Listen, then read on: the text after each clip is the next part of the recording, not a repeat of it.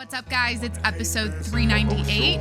Welcome back to the show. I don't ever slow up, no I don't take sh- I got no love for the fakeness. If you wanna play tough and wanna hate this, I'll always show up and make a statement. I don't ever slow up, no I don't take sh- I got no love for the fakeness. If you wanna play tough and wanna hate this, I'll always show up and make a statement. Hey, what's up? It's Jacqueline. Welcome back to the show.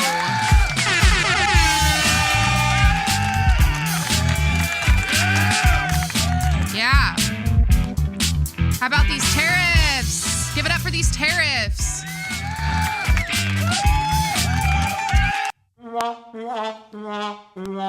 Yeah, it's more like it. How about them tariffs out there? Okay. What's a tariff? A tariff is a tax on imported goods. It's very simple. It's a tax on imported goods. We're starting off strong today with a teacher Jacqueline session. I am wearing nerd glasses. We're tits out today because the sun is out and I have survived the winter uglies. I'm officially tan, like naturally tan. I laid out all weekend. We're going to start off with an educational segment here on tariffs. Now, let me explain this to you. All right. So it's a tax on imported goods. Now, if your brain just went numb when I said that, and if it glazed over because you're like, what does that mean? It's like a cover charge when you go to the club, but instead it's for products coming into the country. Okay. So it's kind of the same thing. Now, your brain might have just glazed over again when I said that because you probably identify if you're listening to this podcast as a hot bitch and you've never had to pay a cover charge. So let me explain this to you in hot bitch terms instead. We're gonna go over here to my Lord and Savior Reddit. It's really just a fucking terrible website, but here we go. This is from depressed_amk8c. She is definitely a hot bitch with that username. Hi, how are you doing? By the way, happy April 7th. We survived the winter uglies. We're on the other side. The sun is out. I'm tan. Things are looking up. Okay. The sun is out. I'm tan. It's all about me. Hi, welcome back to the show. Fuck. So she's like, I'll try to explain this in dumb bitch terms. She's talking about the tariffs. So, and this is going to be not safe for work content here. Ashley decides she wants to start selling dildos. She's again, starting off strong. I want to hit you hard with the education. We're going to talk about the tariffs in terms of Ashley trying to sell dildos, and she needs a lot of silicone. Okay. So Ashley realizes that she needs a lot of silicone, and the silicone is cheaper, it's cheaper to buy or to manufacture in Mexico than it is to manufacture the dildos in America. So she decides to purchase all of her silicone from Mexico. And then she realizes that it's cheaper to manufacture and purchase the silicone for the dildos in Mexico. Okay, hold on. Ashley she's a dildo entrepreneur. She wants to make dildos, and she found that it's cheaper to manufacture. You get the point. Everything's cheaper in Mexico to make these dildos. So she's like, great. Ashley now produces all of her dildos in Mexico while selling them in America at American prices. Now, the king of dildos, let's call him Donald Trump, is pissed about this and wants a piece of that dildo cash, that dildo cash. Can't believe this is you never know what you're going to get here. Like this is a fun, it's going to be fun today. We'll just leave it at that. So President Trump decides that he wants a piece of this dildo coin and tells Ashley to continue making them dildos, but she needs to pay him tariffs, aka tariffs, to continue doing so. So Ashley's like, fuck this. I'm getting my silicone from China now. Dildo King Trump is like, nope, give me that too, aka more tariffs. So he's putting these blocks in place where she can't just do whatever the fuck she wants in other countries. It's going to cost her. So Ashley gives up. I don't know. Did I just say that right? No, I'm second guessing. Is that he's putting these taxes in place to make it, I don't know. So Ashley gives up and starts paying the tariffs, But Dildo King Trump thinks that if he raises the tariffs even more, it would force Ashley to start making dildos in America again. So that's the whole idea. Get Americans back to, or make American products in America again. Or make products in America again. But King of Dildos, aka Trump, is a dumb bitch as fuck because Ashley is going to A, raise the price on her dildos, aka inflation, or just go to another fucking country that doesn't have tariffs. Either way, the consumer is fucked. So thank you, depressed_AMK8C on the, of course it's a snark page I'm on, LA Influencer Snark subreddit. Thank you for your service. People's comments on this. Let's see what people are saying. So tariffs are just pissy bitchy men being greedy. Yeah. Or pissy bitch men being greedy. So I guess, it's not looking great right now. But I think the whole idea is that it's going to work itself out and things will start, like prices might go up, but over time, I think this is going to be allegedly, I don't know how any of this shit works. I'm not an economist, but like apparently like this is supposed to do something to improve our country. That's like what the whole point of all this shit. But it seems in my, like through my, I don't want to consider my, I'm saying dumb bitch in a facetious way. I think it is what it is. Like, yes, I have a college degree, but here I am with my tits out on a podcast instead. I did use my degree in PR. I got my degree in communications, which was a total throwaway degree. Come on. It was like class after class of regurgitated obvious information about communication. It was just so like everything you know in your head, but they're like it's obvious information you already know, but they're teaching it to you in a college course format and they're testing you on it.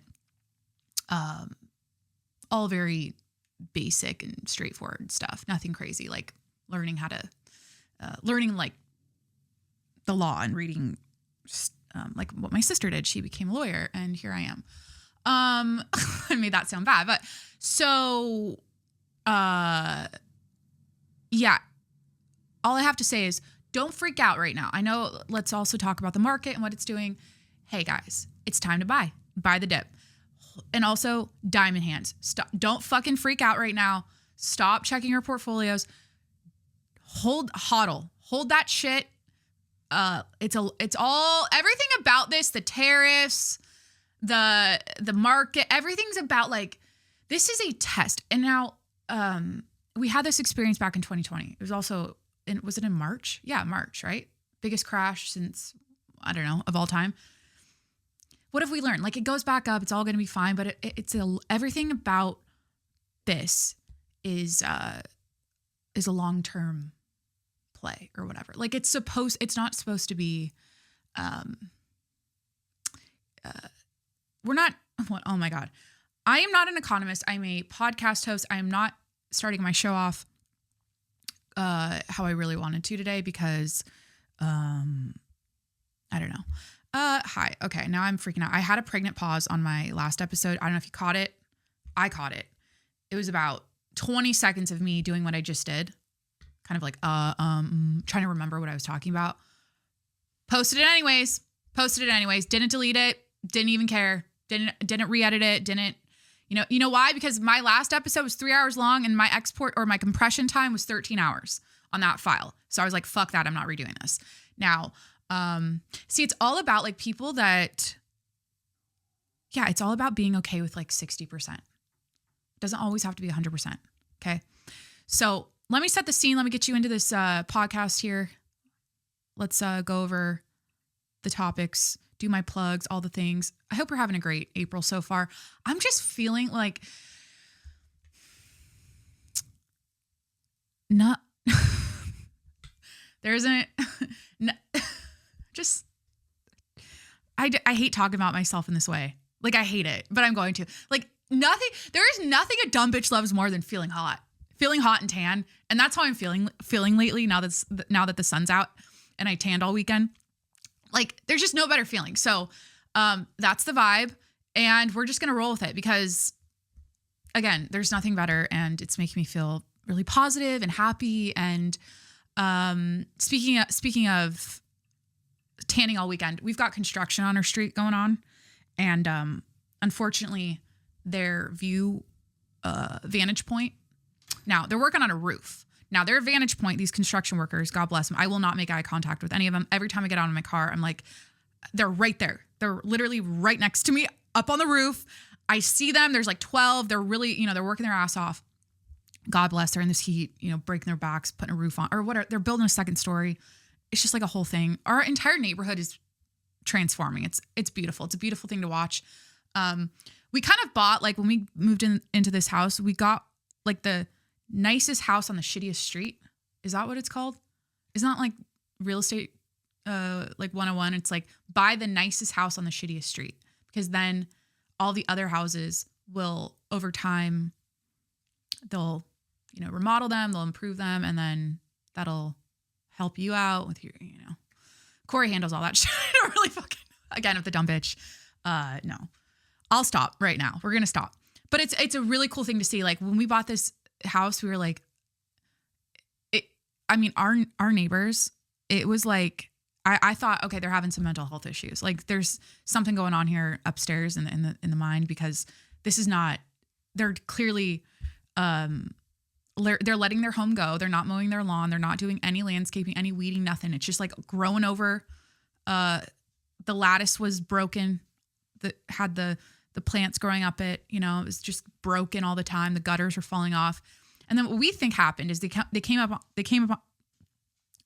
on some cash, and now they're fully redoing it's a full, like, the whole house is torn down except for like one wall. Cause I guess Corey taught me that if you keep one wall up, you don't have to like pay for something. Probably it has something to do with permits or whatever. So yeah, they're fully redoing it. But we think they came up on some cash, and we're like trying to figure out like who these people are and what their story is. Cause yeah, it was looking pretty grim for a while there. And it was such an eyesore to pull into our driveway every day and just see that. And I'm like, fuck, dude, just fucking mow the fucking lawn.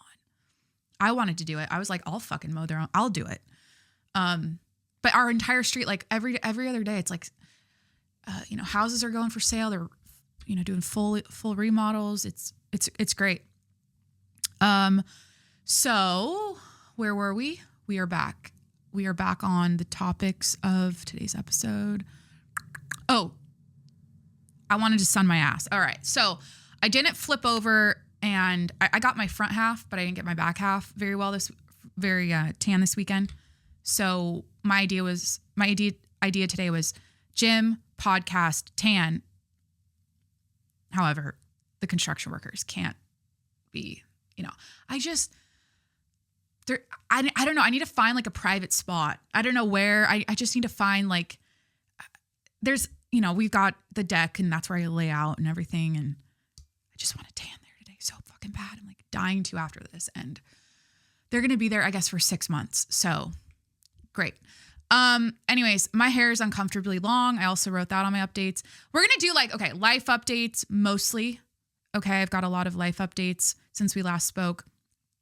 A couple like newsy things, not really though. It's mostly like pop culture, celebrity type content for you. We got to talk about the Biebs. Like at some point in this podcast, we're going to talk about the Biebs. I haven't mentioned or haven't talked about it yet with you. So, just his current state and, the whole situation with his wife, Hailey Bieber, and the drama of it's always something, I'm just like, fucking, these are like, we need to stop as a society. We need to fucking stop. We need to stop. So, please hit that subscribe button wherever you're listening right now. I'm on Apple, Spotify, Google Podcasts, Stitcher, Breaker, Overcast, wherever you listen to podcasts. Please hit that subscribe button and review the show 5 stars while you're there. Please review the show 5 stars if you haven't yet. Like, what are you doing? It helps me out, helps people find out about the show. You can write something if you'd like. I think that's an option on Apple, on the Apple podcast app. So please, if you'd like to write a little emoji, give me I should just tell you, like, just throw up It's just eggplant emojis now. Head is in the gutter lately. That's a thing. Spring makes me so horny. Like, I don't know what it is. I just come back to life. Like, literally everything about this time of year, I am my best. Like, I am the best version of myself this time of year. And so sure, yeah, eggplant emoji. No, just review the show 5 stars. That's what I'm asking you to do. Please, that would help me out a lot. Subscribe to my YouTube channel. This is a video and audio podcast. It's the Jacqueline Monroe Show on YouTube. And it's also on video on Spotify. So Spotify, video, YouTube video. You can hang out with me. I don't know. Do you watch podcasts? I don't, but it's good for clips, good for the algorithm, good for promotion. So that's why we're here. Okay. We're in 4K. We've got a new camera. It's episode 2 with a new camera. I do have an exciting set design upgrade thing happening as well in the near future. So stay tuned for that. So subscribe to my YouTube channel. And if you want to support the show, patreon.com/TJMS, patreon.com/TJMS. It's $5 a month. Go check it out. It's my little tip jar if you want to support me in my podcasting career. My beautiful, why am I talking like Paris Hilton? This is how, no, like literally, like this is how she does her voice. Oh my God, I can do it too. Like that's like how Paris talks. Oh my God. Okay. So speaking of changing my voice, I think I'm going to rebrand how I'm TikToking. Like, okay, this is so dumb. Okay, I'm not going to call myself dumb. This is so internet brain. This is so chronically online. This is so like, and I'm even those 2 phrases are, hey, this bitch is on her phone too long. And with that, we're going to play this fucking, I need to, this is a great reminder right here. We're going to set the tone of this podcast with this. I got to turn the volume down. I don't want to play. Hi, Alex Earl, getting ready at 3 a.m. for a concert or something, of course. 3 a.m. Get ready. Oh my God. We're going to take a deep breath and set the intention for, or this is a good reminder for everyone. Okay, ready? Here you go. I mean this in the nicest way possible, but if you see a 4-sentence long caption and you say to yourself, I'm not reading all that, or you see a 2-minute long video and you say to yourself, I'm not listening to all that, you need to delete all your social media apps. And if you can't write an email without typing it into ChatGPT, you need to take a break. Do not have the flexibility to lose an iota of critical thinking. Please do your part and read a book. Read a book. I love how she ended that. Please do your part and read a book. It's so true. It's so true. So I just want to be a sweetheart. I just want to be a sweetheart. I'm sick of getting on. Like, here's what's going on. You guys may or may not follow my TikTok. This is also part of my plugs. Follow me on TikTok at Jacqueline Monroe and my Instagram at Jacqueline Monroe. Then we'll get into the life updates and everything and talk about my hair being uncomfortably long. So I just want to be a sweetheart. I tend to pop off and say crazy shit about it.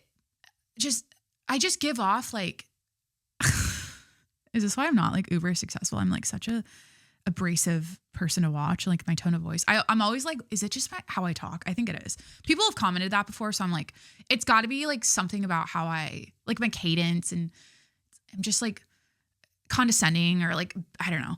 So, but I'm like, wait a minute. The other day I was baking bread and I got a comment and this girl was like, oh my God, I feel like I'm at a slumber party and it's like late at night and you're just like telling me like a story before I go to bed. And I'm like, this is what I want to do for people. I just want to put people at peace. I don't want to fucking piss them off. And all I do on my TikTok is get on there and pop off and say crazy shit and respond to comments and yell at people. And I'm like, it's like so my brand, right? Like that's like my podcast always, all the time. This is my release. This is my weekly release. I'm like, I got to just get it off my chest and clear out this brain and all of its toxicity. You know, it is spring. I am being more positive now. Obviously I am feeling more positive, but that doesn't mean I don't think insanely negative thoughts about the world around me at all times. Like God, can I bitch about something I saw at the gym today? I have so many, I am such a judge. Is it my inner, what is this? I'm a double Cancer rising Leo. It's got to be some sort of Cancer complex, zodiac sign Cancer, not actual Cancer complex. I mean, I am so judgmental in my head about the dumbest shit. I mean, like I said last week, this chick I told you about, I had to unfollow because she got skinny all of a sudden, and I was just like, I'm sick of seeing her thigh gap. You know, it was just like pissing me off. Like I made a comment about like her hands. Tell me everything I need to know. And that is so fucked up. And I'm admitting that. Like, I know my thoughts are so unnecessary. Like, it's unnecessary to think that way about someone's hands and what it says about them, you know? But also, I'm one to talk. Let's talk about, I'm hiding them behind my laptop today. I am like, Corey says I'm batting 1,000. Now, I don't understand baseball stats like that, but he's like, you're batting 1,000. Every time I show him my hands after I chip a nail, rip one off, he's like, Jesus Christ. Like, I don't go. So it's been the last 5 manicures. And these are starting to look tacky to me, to be honest. I do it for TikTok. I do it for social media because it's like fun to watch someone's cute nails dink around while they're talking and making a video. But like, it's starting to look tacky to me. For like the last 5 manicures, I only go a week it takes me less than a week. And I'm showing you on camera. Go to YouTube or Spotify to watch. It takes me less than a week to break a nail or what am I saying?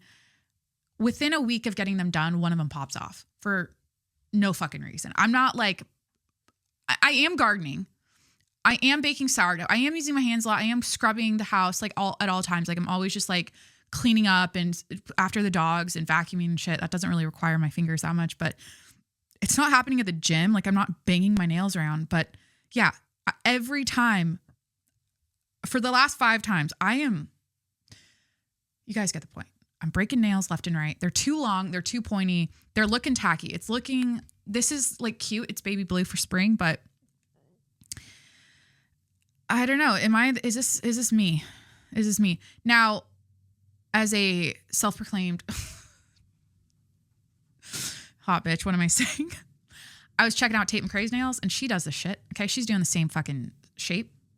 She does the colors, you know, she's like, this is what the hot bitches are wearing. Now, the thing is people have strong opinions about nails, like really strong opinions. Like this is what I'm catching from, when I'm deep in my doom scroll, right? Again, college educated, could have gotten some amazing like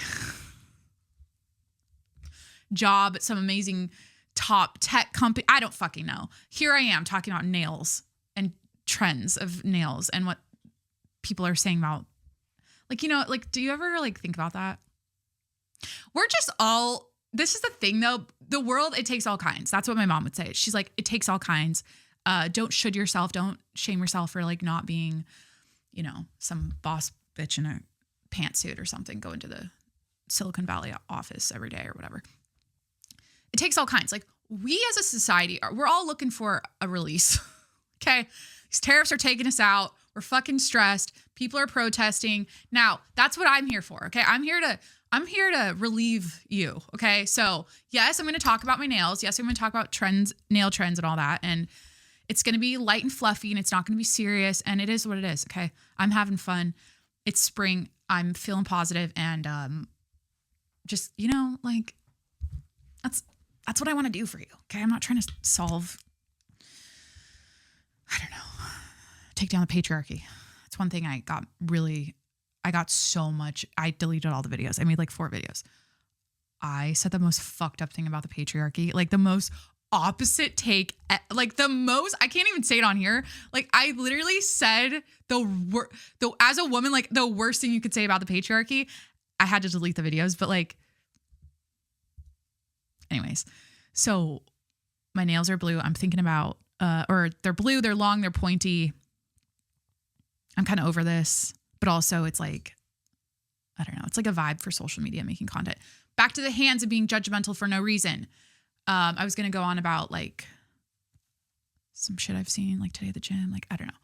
But I literally have, I mean, if you look at my index finger and this is what my sister calls poor hands.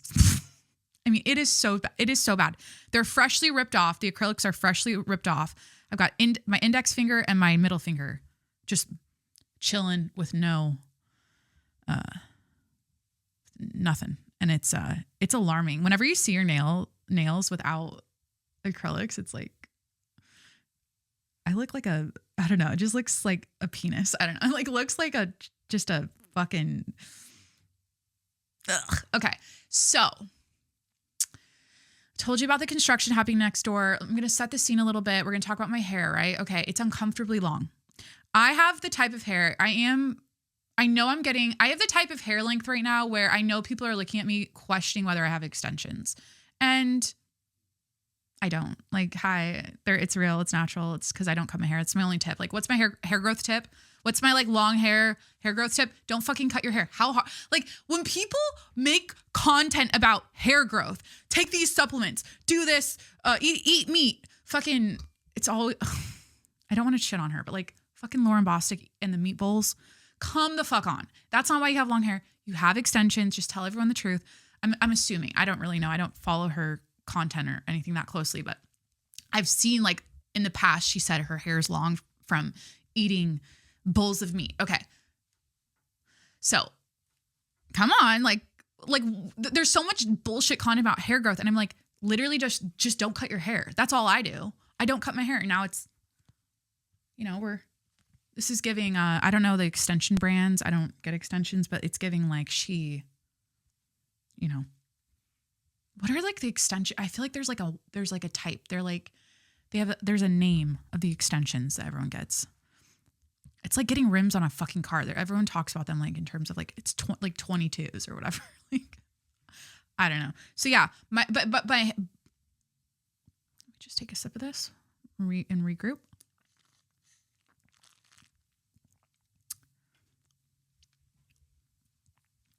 My hair is uncomfortably long. Life update. It's at the point now where it's just too much. It's too much, but I'm also like a stickler and I'm like, no, I'm not fucking cutting it.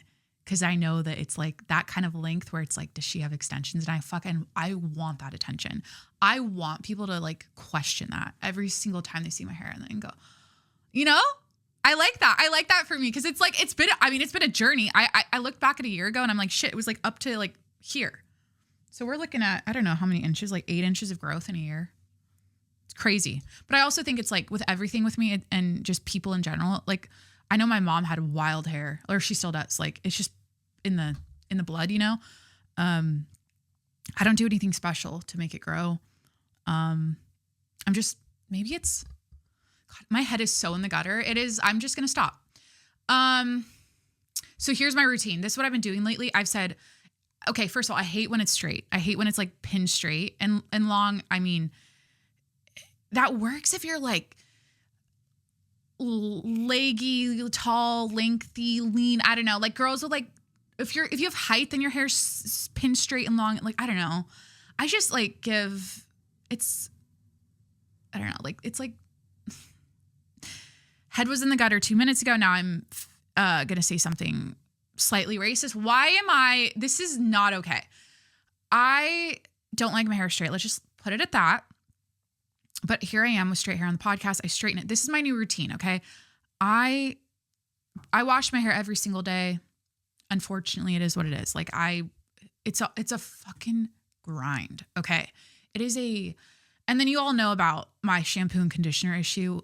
I'm a 30-year-old woman who 90% of the time I get out of the shower, I've still got shampoo in my hair, still got conditioner in my hair. It is because I have a lot of it and I'm always like in a hurry and I'm just trying to like get my shower over with.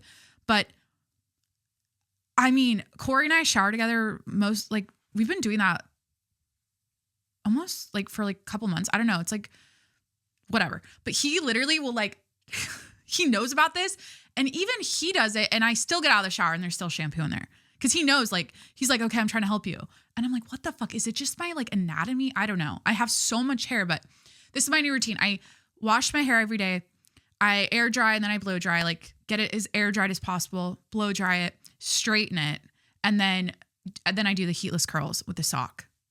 And then the next day it looks good for literally like the only thing I do that for. If I'm really like thinking about it, the next day it's like, it looks cute and curly for the gym. It doesn't even look, cause then I wash it again and then it's straight all day. I don't know. I just wish it had a vibe to it. Like my hair is very, it's not like, it's, the hair type I have. I learned this, recently is I have fine, thick hair fine, thick. So fine, thin would be your hair strand is really, really fine to the touch. It doesn't feel coarse. It almost feels invisible when you pull one strand out, that's fine. But fine, thin would be the hair density, the amount of hair on my scalp. Like the density would be, there'd be less of it. So it'd be thinner. Mine is the opposite. It's fine, thick. So the hair strands are really, so what that means is that it's a fucking mess all the time. It's just like, it's poofy. It just always looks damaged. It's like if I don't do something to it. So yeah, we're putting it in a bun. We're putting it in a bun, putting it in a bun 99% of the time behind the scenes, honestly, or a slick back, or I just like throw it behind my head in a low pony. So see, I love my hair. This is the thing. It's worth it for the times I want to do it and like look nice. And that's it. You know, other than that, it's too much. It's too much. So let's do the other life updates. Wait, let me set the scene. Okay. It's 12 o'clock. It's 12 p.m., April 7th. Here I am podcasting. Cool. I worked out this morning. Oh my God. I haven't done this in a while. And it is because I am no longer, actually, I'm going to get back on it, but I haven't talked about my GLP-1 update in a minute, or my like latest GLP-1 update. I like took my last dose last week and I was like, as we go on, you remember, I'm like, oh fuck. It like wore, I don't know. My body, I busted through, let me just put it this. I busted through a large popcorn to myself at the movie theaters last night with Corey. After I had 4 sliders and popcorn shrimp and 2 hard kombuchas. So with that, I had the best workout of my life today. So, yeah, I did not feel the effects, the appetite suppressant effects, the portion control effects at all. I was living my best life, eating my face off last night, woke up with a face the size of, what's like a tariff funny analogy? I can't do it right now. You get the point. I had the puffiness. I wasn't a bitch to Corey, but like I woke up in a bad mood because I felt my wrist, and this is so body dysmorphic, toxic, body talk about myself type shit. Okay. Like I fucking felt my wrist and I was pissed. I did an entire episode last week. You can listen to it. It's 3 hours about the beauty standard, being a woman, maintaining your weight, reaching your goals, loving yourself, all that shit. I talked about Remy Bader and her weight loss journey and blah, blah, blah. I did an entire episode about it. And I mentioned how I truly do have a very positive relationship with all of that now. So I am being like, I can joke around and say dumb shit about like grabbing my wrist and feeling fat immediately and being in a bad mood all morning before the gym. But like, that's the truth. Cause that's what I used to do. Like back when I was deep in my eating and body stuff, I would like gauge how fat I was or like how, I don't know, by my wrist. It's so dumb. It's so like if you ever, those damn tumblers back in the day. Never mind. I don't want to like bring anything up for anyone right now. I want to stay positive. It's spring. We're positive. But yeah. So like this morning, I just knew it. I was like, but then I told myself, I'm not going to let this ruin my workout. I'm not going to do fucking cardio. I'm not going to try to run this popcorn and fucking popcorn shrimp off. I had popcorn shrimp and popcorn in the same sitting. Like the fuck? Like that is, oh my God, popcorn shrimp put inside of the popcorn. Oh my God. With peanut M&Ms. Oh my God. I'm such a fat. I love food. I love being a gluttonous fat pig. And that is who I am at my core. And I will never play that down. I'll never act like I'm not. Just the other day, I'm like, what? I'm witnessing my husband. He gets me froyo. He knows what I like. I'm like, you fucking put that cookie dough on there. You put those Oreos. You put that Nutella. You put that, the Butterfinger sprinkly things, all of it, all of the worst shit for you, all of the heaviest, thickest, sugariest, densest, richest stuff. And he did that for me because he knows that's what I like on my froyo. I like to feel I like to get down with the froyo. I don't like it to just be like, oh, I'm having a little ice cream with sprinkles, which is what fucking Corey gets. Plain ass chocolate and vanilla with plain ass mother chocolate sprinkles. Go fuck yourself. He also gets snow caps. It's the most geriatric fucking, excuse me, I'm swearing too much, order of froyo I've ever seen. And he's been doing that since I met him. And it is what it is. It's very sweet. But he said, we're sitting on the couch. We're at his parents' house eating froyo. His dad also had the same order as him. And he's 80. So tracks, you know. He gets a pass. And he says, I'm like, honey, why don't you like getting cookie dough in your ice cream? Or like, why don't you like getting like the stuff I get? And he's like, it's too rich. It's too rich. I'm like, just cut from a different fucking cloth over here. You just don't get it. You just don't get it. So yeah, ate my face off, had the best work. So I was like, I'm not letting this ruin my workout. So today I chose myself. I chose what I was going to do anyways, because former me would have tried to like do cardio or sit in the sauna for an hour and a half and get all the water weight out. But no, I did a heavy lift. I did a glute workout. It was great. So that was my morning. Here I am podcasting. Let's get through these life updates. So this isn't a life update, but I had something really weird happen to me on my TikTok For You page. I don't know if you've seen this before, but it actually scared me for a second. So I'm scrolling on my TikTok. This happened last night. Just scrolling. And all of a sudden, sometimes you get a post like on your Instagram or your TikTok where it's blurred and then it asks you if you want to like watch anyways, you know, how it doesn't show you the image or the video or whatever. So you have to pause and think before you proceed, right? So I'm scrolling and all of a sudden it's kind of like that. It's like a grayed out background there. I don't see anything though. I can't detect if there's an image of a person behind there or a video. I couldn't detect it. It was just kind of like a grayed out, blurred situation. And then at the bottom, you know how you can, let me think of a move on your phone. This might make sense. Hold on. Let me try to like delete a picture. Yes. Okay. So if you go to your phone, so this is the thing at the very bottom. So I'm scrolling, blurred, dark background, no TikTok. There wasn't like a like button. There wasn't a share button. There was none of the typical like what do you call that in the software design world? I don't know if the wireframe, what is this? There weren't like options to do anything. It was just blurred. And then at the bottom, it had a thing like when you go on your Photos app and you want to delete a picture. So it's like a horizontal bar at the bottom and then a thing pops up, right? A thing like to delete. But in this case, it was to dial 911. Should I even be telling this right now? Like, I don't know. Is this what's happening? So I'm like on my TikTok, blurred screen. The bottom is like, I click it and then it pops up, call 911. And it's a legit like iPhone call 911 type button. It wasn't like the TikTok app one, but it wasn't, I was still in TikTok. It was clearly a TikTok on my, and I'm like, wait, now I'm thinking about it. I'm like, that wasn't a video I was watching. That was like actually, anyways. So that happened last night, freaked me out.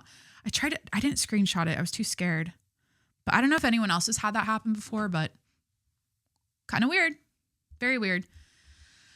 So I'm getting my nose looked at tomorrow and I'm also going to the DMV. So I do want to crack open this Diet Dr. Pepper before I get into this. And this is why I like having my nails done, because now I can't fucking open this with one hand. We're going to have to crouch down here. Should I get a mic stand, honestly? Like, I feel like... There we go. All right, we're back. I just realized what the visual of that might have been, but whatever.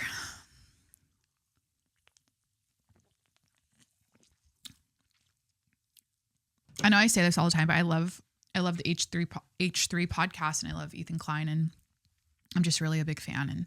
And whenever I open a Diet Dr. Pepper, I don't know why I always think of Ethan. Something about it. Anyways, so I'm going to the DMV tomorrow. I have an appointment. Okay, so fingers crossed that actually works because I have a feeling it's going to be like wait in line like everyone else. And there's 50 other people that also have an appointment, so that's going to be my day tomorrow. But then I have an appointment for my nose at 2. So my DMV appointment is like 9 a.m. Nose appointment is 2. So I'm hoping by then, and it's sort of close by. I actually didn't look on my maps to see the addresses, and it might be in a different part of San Diego that's like really far. Fuck, I didn't think of that. The thing is about San Diego though, is like everything's 20 minutes away from everything else. So it'll be fine. I'm not looking forward to it. I'm actually really pissed. And it's why I'm podcasting. I was going to podcast tomorrow, but I was like, fuck.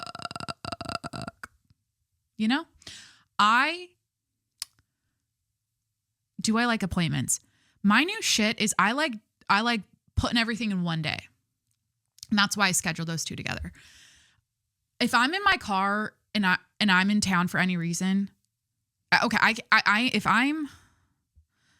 I don't like to go to town for one reason. I need to go to town for 10 reasons to feel like it was worth it to get in my car and to do all that shit. Guys, I've never talked about my car. Should I talk about my car right now? Let's like fucking talk about my car right now. I haven't had AC in a year. I live in California. Now, Corey said something and I'm just gonna say what he said. He's like, this is so fucking funny to me because I don't think like this. He goes, your car makes me look like I don't take care of my wife. And I'm the kind of person, like, I'm not a car person, never have been, never. I've always had hand-me-down cars. Like, my car's a hand-me-down car. It cost me $1. Like, I've never bought my own car. It's a here nor there thing for me. Like, ever since I was working remote, like, it's been, 5 years? I've been, like, in the house, working. I barely drive and shit. I just, like, don't think about it. But, obviously, he cares. He loves cars. Like, he's not like, he loves cars. And he knows a lot about cars. But he's like, your car makes it look like I don't take care of my wife. And I was like, oh, I never thought of it like that. I was like, I never thought of it like that. So, yeah. So it's a bitch. If I have to get in my car for any reason, it's a bitch. I have AC sometimes, like if I bang my dash a certain way, or like, I don't know, if I say a couple prayers to God, it'll, it's who I pray to. Okay. It's who I personally pray to. I don't know who you pray to. I pray to God. I've been praying to God more regularly lately, or more frequently. And it's calming me down. I used to be Catholic. I'm still Catholic. I literally am confirmed. I'm a confirmed Catholic. I am still Catholic. Jesus Christ. Sorry, Jesus. Excuse me. Is that annoying when I do that? Let me turn it down a little bit. And it's been calming me down. I feel like, Corey and I, like, I've become more of a freaker outer, or a worrier, just as I've gotten older. It went from depression to anxiety, right? Like, it's the pipeline, I guess. I don't know. The older I get, the more I have to lose, and the more I'm responsible for things, and the more I don't know, break down and feel the weight of the world and the tariffs crashing down on me. And, but lately I'm like, wait a minute. Gratitude, bitch. Prayer. Thank God. Pray to him. Ask for guidance. And I just tell Corey, and he's not religious, like, at all. Anyways, I'm like, I just start telling him, I'm like, honey, God's got a plan. I'm like, everything's like, just, it's in God's hands. It's all gonna, like, have faith in God. Like, I say like really positive things about God to him now. And I just feel better. I'm like, what the fuck? Why did I stop praying? Why did I stop thinking about, like, I don't know, a higher power like that as a source of relief from my anxiety? That's like 101. Like, I don't know. It doesn't have to be religion. It doesn't have to be, it's spirituality, right? That's what the gratitude shit is. It's like the same thing. But I imagine like a man with a white beard in the sky that I'm praying to. So that's just personally helps me. I like a visual aid. Spirituality stuff is too, like, conceptual and not as, I don't know. I just think of the storybooks I used to read as a kid, the Bibles and the kid Bibles. And so back to the appointments tomorrow. I am getting my nose looked at, not for a nose job. Don't worry. I'm not fucking getting this bump taken off. I do have a bump on my nose, and I didn't notice it until I've only noticed that I kind of have a bump on my nose in the last like year, maybe. I've picked up on it, but I've never been bothered by my nose. But then I don't know, somewhere on the internet, it's always the fucking internet, I saw something about like nose shapes, and I was like, wait, that's what I have, but it's a bump. And I'm like, well, there's nothing wrong with it, right? Like there's literally nothing wrong with it. Well, there might be the inner workings are making it hard for me to breathe. And that's why I'm getting it looked at. It's for I just want information. I just want to look at this, go to this doctor. I want him to shove a thing up there, like a light and a microscope, and go, okay, you got a deviation by this degree, and it's causing this much oxygen to not go through, and blah, blah, blah. And I would recommend X, Y, and Z. That's all I want to hear. Because it's been recently like kind of annoying.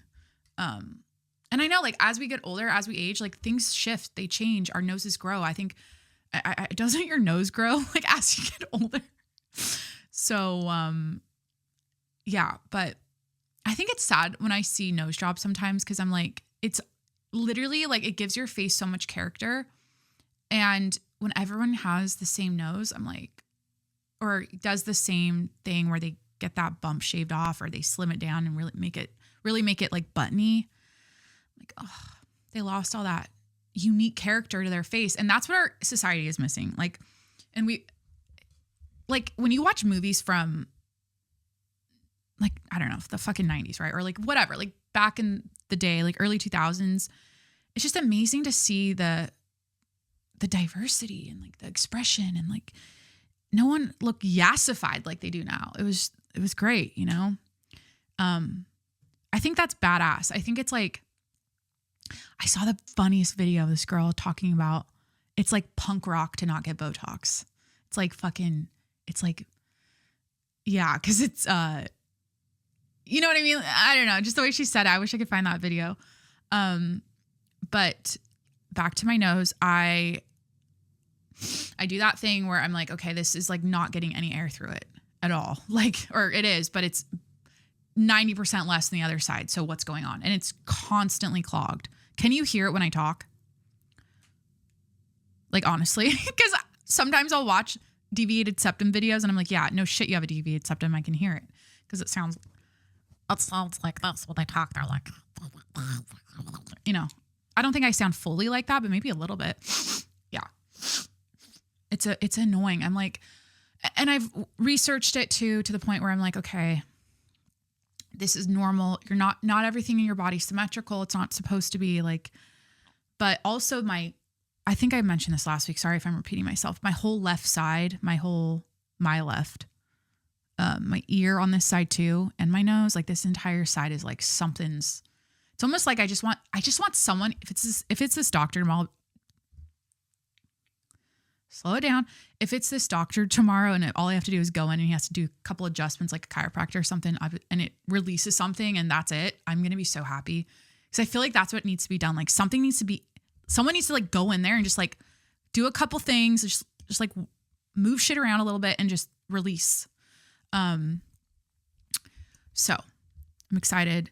I had Corey look at it and he can tell, like when I look back, he's like, yeah, it's a tiny little hole on this side and a big hole on this side. And, I mean, if I was to get something done, I think it's called a septoplasty. They just like cut out the inner stuff that's clogging it to make it like, so you can breathe better. And I'm a health nut, right? Like I'm a fitness biatch I don't talk about it that much. I feel like, do I talk about being into, I'm just weird about like my whole shit with being into fitness is I don't want to I like sort of post it. Corey thinks I should sell courses. He's like, you should help people with their bodies and their fitness and their diets and like nutrition, blah, blah, blah. He's like, you know so much, you're so fit, it comes so naturally to you and you're good at helping people and blah, blah. But I have, I've talked about it before, but I just have this complex where I'm like, I don't want it to be my brand and my identity. And all you think about when you see Jacqueline is her fucking body. And, oh, she's on this diet now and she's talking about it. Like, or she's always posting her workouts and she's always showing you her body. I'm like, for me in my own mind and my health, like, I do it in silence. I don't talk about it, but back to my nose, I feel like I'm not optimizing. It's like, it's keeping me from, like, I know my VO2 max could probably be so much better if my nose fucking worked. And that's important to me because that's great for aging. It's great. It's like important for aging, your heart, your VO2 max. It's a major sign of health, right? Or one of the factors that it's something that you can improve on, and it makes a big difference in your health. So honestly, that's why I've been doing spin classes, just to work that cardio or work that heart muscle, right? I took a spin class on Sunday and I love my spin class. I got the bug. This happened to me when I started doing yoga for the first time, hot yoga. I got the bug for that.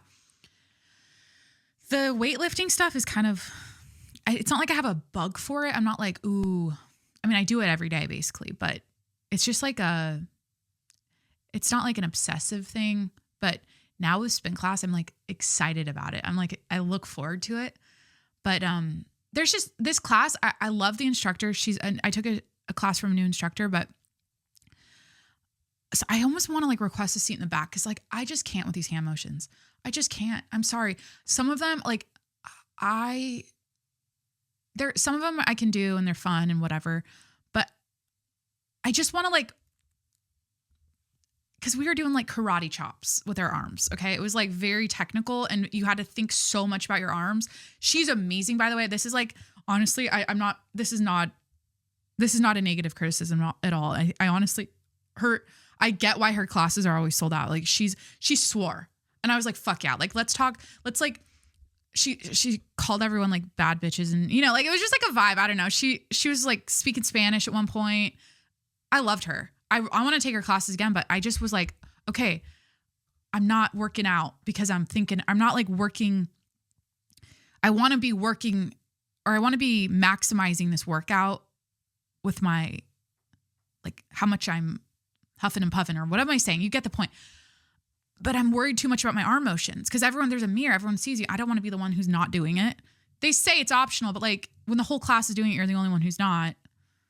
I try to not do, there's always a lot of push-ups and that's not good for me. I'm not a push-up girl. I'm not an upper body workout girl.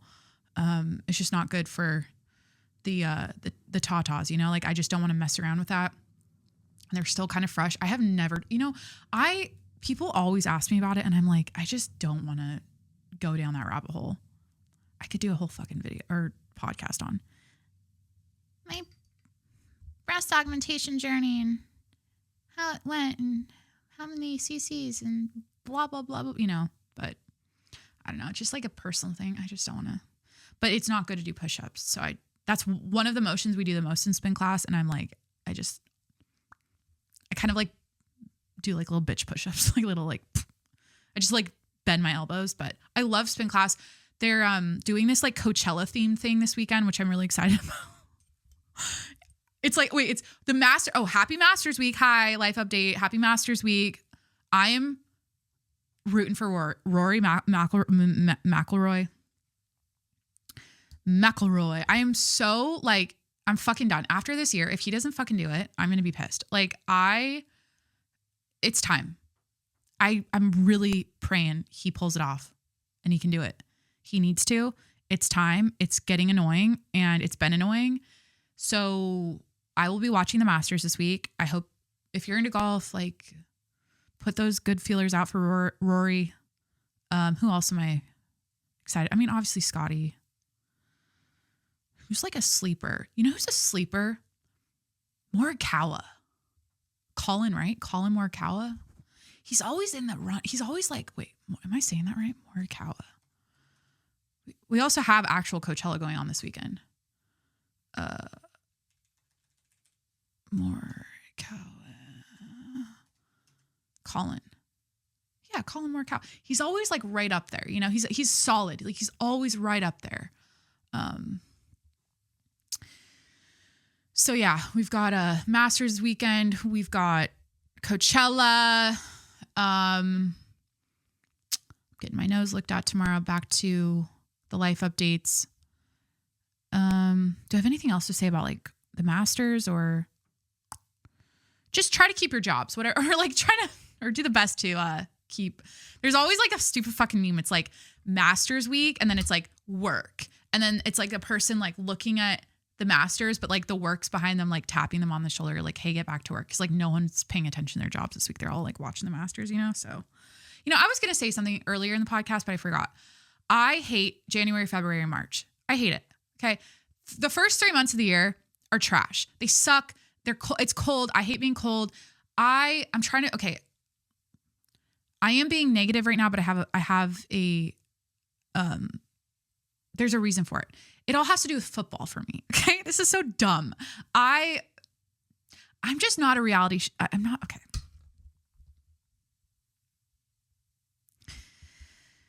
Multiple thoughts happening at once. This is what we do here, but we're going to keep it. We're going to calm back down. So I'm going to start doing this when I catch myself going crazy like that. I live with a man who loves sports as much as I do. And that's great, right? Because we can share that joy together. We can, you know, we can talk to each other about it. It's amazing. Some men, okay, that I've dated, or just men in general, love reality TV. They watch shows, right? Like they love, like right now they're obsessed with White Lotus. They love, like, you know, they sit with their wife at night and they watch shows, and, you know, all the Housewives, or Lover's Lane. What's it called? Blinded by Love. I don't know, like 90 Day Fiance. What's the one? Lovers. The one everyone Love is Blind. Okay. That's what that's their shit. Maybe they also watch sports, but like, honestly, I don't have a lot to say about any of those shows because we just don't watch them. We watch sports. So a big thing for me is football season. And so what happens is, after, literally, like, the only thing I like about January, February, March is there's the Super Bowl. And then once the Super Bowl's over, I'm depressed, right? I'm like, oh, there's no more football. Like, I have nothing to look forward to on the weekends. Like, this is just like, it's a lull in the year. I'm pale. I'm usually fat. This year I wasn't. I was on GLP-1. I'm fatter than ever during that time of year. That's the fattest I am all year. And I'm just like, actually, that's not true. But I'm pale, and that pisses me off sometimes because I don't know.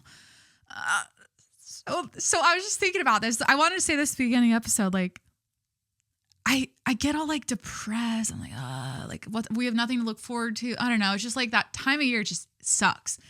And like in the last couple of weeks, because we've been watching March Madness. Okay, we've been watching March Madness, and there's obviously golf. Golf's on all the time. There's golf. There's March Madness. Fucking opening day just happened. Baseball's back. And I'm like, wait, we have friends that we watch. We go to the Padres and watch games all season long. We have that to look forward to now. Oh my God, we're back in baseball season. Wait. I'm like, I forgot. I'm like, wait, no, it's okay. Like, we made it through, and now I have like all this fun shit. Dude, I'm obsessed with March Madness right now. I just watched Uconn win, the women's basketball team win. I was like, oh my God. I love sports. I love fucking Duke. What the fuck? Oh my God, the championship games. Oh my God, the national championship games on tonight. Go Houston. I'm rooting for them because they beat Duke, and that was like a crazy ending. And I don't know. I'm just like, I don't really care about Florida like that. I don't really care about either team, but Houston's defense is crazy. So now I'm like, wait, I have this like pep in my stuff again. I'm like, wait, we can go to Padres games. We can watch. Well, basketball is kind of, the NBA finals are coming up. So I'm like, wait, okay, I'm back. I have something. Now it's like tournament time, Masters time, sun's out. It's a good time of year again. And that's great. So, there's like diagrams. I love like, and they speak to me so much. Like, and this is why, like, I have to embrace who I am. Like, I tell you guys, like, oh, I'm like such at heart, like I am. And I don't know if it's just from how I was raised or the people that I'm like drawn to. I'm just such a bro at heart. Like I'm such a boy. Like I'm not, don't worry. I'm not going to transition. I'm not going to do anything crazy. Okay. Like we're not going that route, but I love all the boy things. I love all of the sports things. I love it. I fucking love it. And I actually like Corey's always like, why are you watching this right now? I'll watch like the post game shit, the interviews, the talk shows. Like I'm just sitting there. He's like, you're into this? I'm like, I'd rather watch that than, I don't know. I like cooking shows. I was going to say cooking shows like Temptation Island or fucking, I don't know. Anyways. So yeah, things are looking up. We're out of the woods. We're out of the winter blues. And, so I mentioned I ate all that popcorn. So life update, we saw A Working Man. Jason Statham, we saw A Working Man. He's the actor in it. And I realized something about Jason Statham. I'm like, I know he's a big time actor. I only know who he is because of Rosie Huntington-Whiteley. Married him. Like I've seen pictures of them together, and I think that's the only reason I know who he is. Because all of the movies he's been in, I've like skipped, completely glazed over. He just wasn't on my radar growing up with movies, like action movies and Fast and Furious and all that shit. Like I just really never watched any of it. So I didn't really, like, I know the name, but I don't know the face. Like he has one of those actor faces where I'm like, it doesn't, for me, he's a good looking dude. Like I'm not saying he's ugly or anything. I'm just saying it doesn't like, I don't remember it. He doesn't have a memorable something about it. Is it because he's bald? No, like who's like a bald dude that I like remember? Who's the other guy in Fast and Furious? Wait, he's bald. No, who's it? Is it the guy that like can't talk now because he's got, oh my God, wait, who's the Bruce Willis, right? Oh my God, is it Bruce Willis? Oh my God. Multiple thoughts happening at once. Brucey Willis. Yeah, it's so fucking sad. Bruce Willis movies. I feel sad. Ugh. Assassin. Wrong Place. Paradise City. Yeah. Yeah, he's in a lot of good shit. That's really sad. Isn't he like...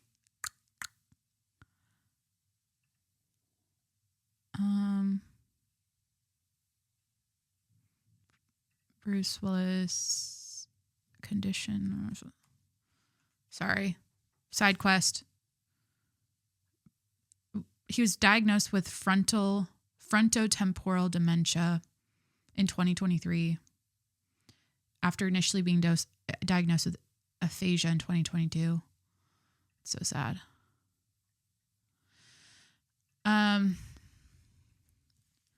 So yeah, we saw, back to the movie we saw. I love going to the movies. It's such a timeless date night. Going to the movies is such a, takes you back to childhood. It puts you in your feels. It's a sensory experience. I mean, I do it for the smell of the popcorn when I walk in the building. That alone, I could walk into a movie theater. No, I'm kidding. I have to see the movie, but like,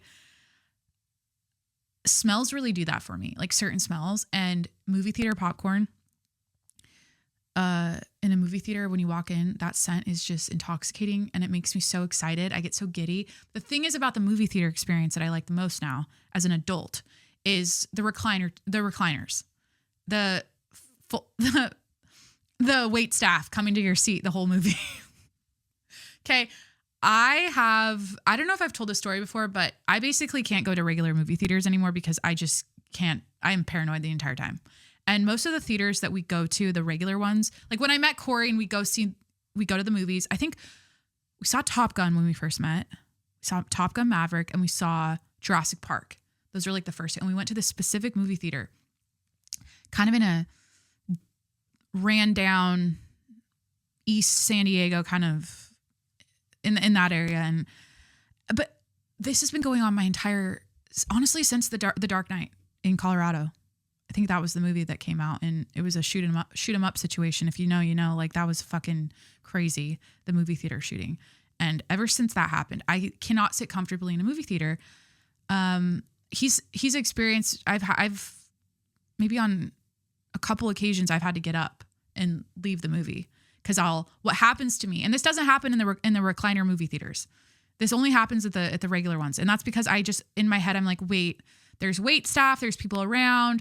It costs more to do this. Like it requires a certain socioeconomic level to even afford to come. I'm just fucking around.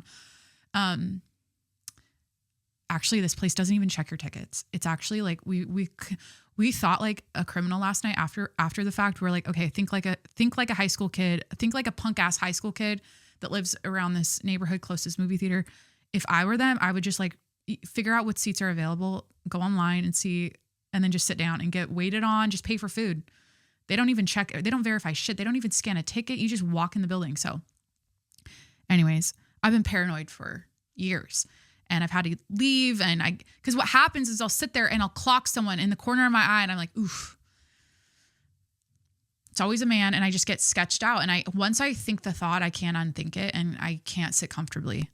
And I get so worked up, I have to leave.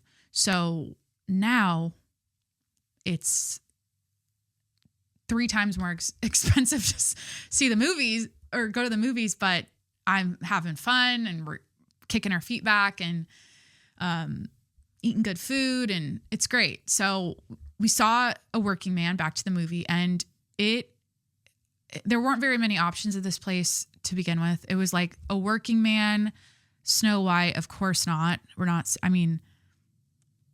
would see it just to see it. It's one of those movies. I've only heard horrible, awful. I haven't even talked about that one actress and what she said. Like, what's her name? It was A Working Man, Minecraft movie, Snow White, something about a dragon, and then the woman in black, which looked terrifying. Of course not. I'm not seeing that. And then Black Bag. So we saw A Working Man, and it was one of those movies where I'm like, okay, it's so like, I knew immediately, like I saw some of the trailer, and I'm like, that's going to be so cheesy. So like everything about it was just looked like a cheesy action movie with bad acting. And a part of it was, but there was actually a really great story, and the action itself was so entertaining and so good that we left the theater and like, damn, that was a really good movie. And I don't know if that's because we have I don't know. I wonder how it's being, or what the reviews are. I don't really care. Honestly, I already saw it and I liked it. Who cares what other people think? But that's the thing. I hear people shit on movies left and right now. Like everyone talks so much shit. Like no one's making good movies anymore. Movies suck. I'm like, maybe I just have like a really, I have a nap brain, and I'm like easily entertained. And I think you know what it is for me? If I see a movie at a movie theater, I like it 10 times more than if I see it at home. Because it's the whole experience. It's all the bells and whistles of the building doing their thing that make me like it more. I feel more like, it's just like the vibe, you sit through those previews, you're getting inspired. You're like, I could do acting. I can't tell you how many times I've sat through the movies ever since I've ever seen a movie in the movie theater. I've sat through the previews, and I'm like, I just get so inspired. I'm like, oh, I fucking love the entertainment industry. I love movies. I love cinematography. I love it. It's so gorgeous, and the acting is so good. I could do acting. I'm always sitting there thinking like, I could do this before the movie starts. And then I just love the clarity of the audio in the movie theater and the sound effects. And it's just I love it. So A Working Man was great. I'll wrap it at that. In conclusion, great movie, better than I expected. Not amazing. It wasn't like the best, I think, because we just saw Den of Thieves, Pantera, which was also a cheesy action movie, but like, I think I liked the setting better. Because this Working Man movie took place in Chicago. Pantera was in, what part of Europe is that? I don't remember. It's like Spain or Italy or something. Maybe France. Where is I don't know. All right. How are we doing? Checking in. Let me see. Has Corey sent any texts here? Any Missed calls. God, I love popcorn.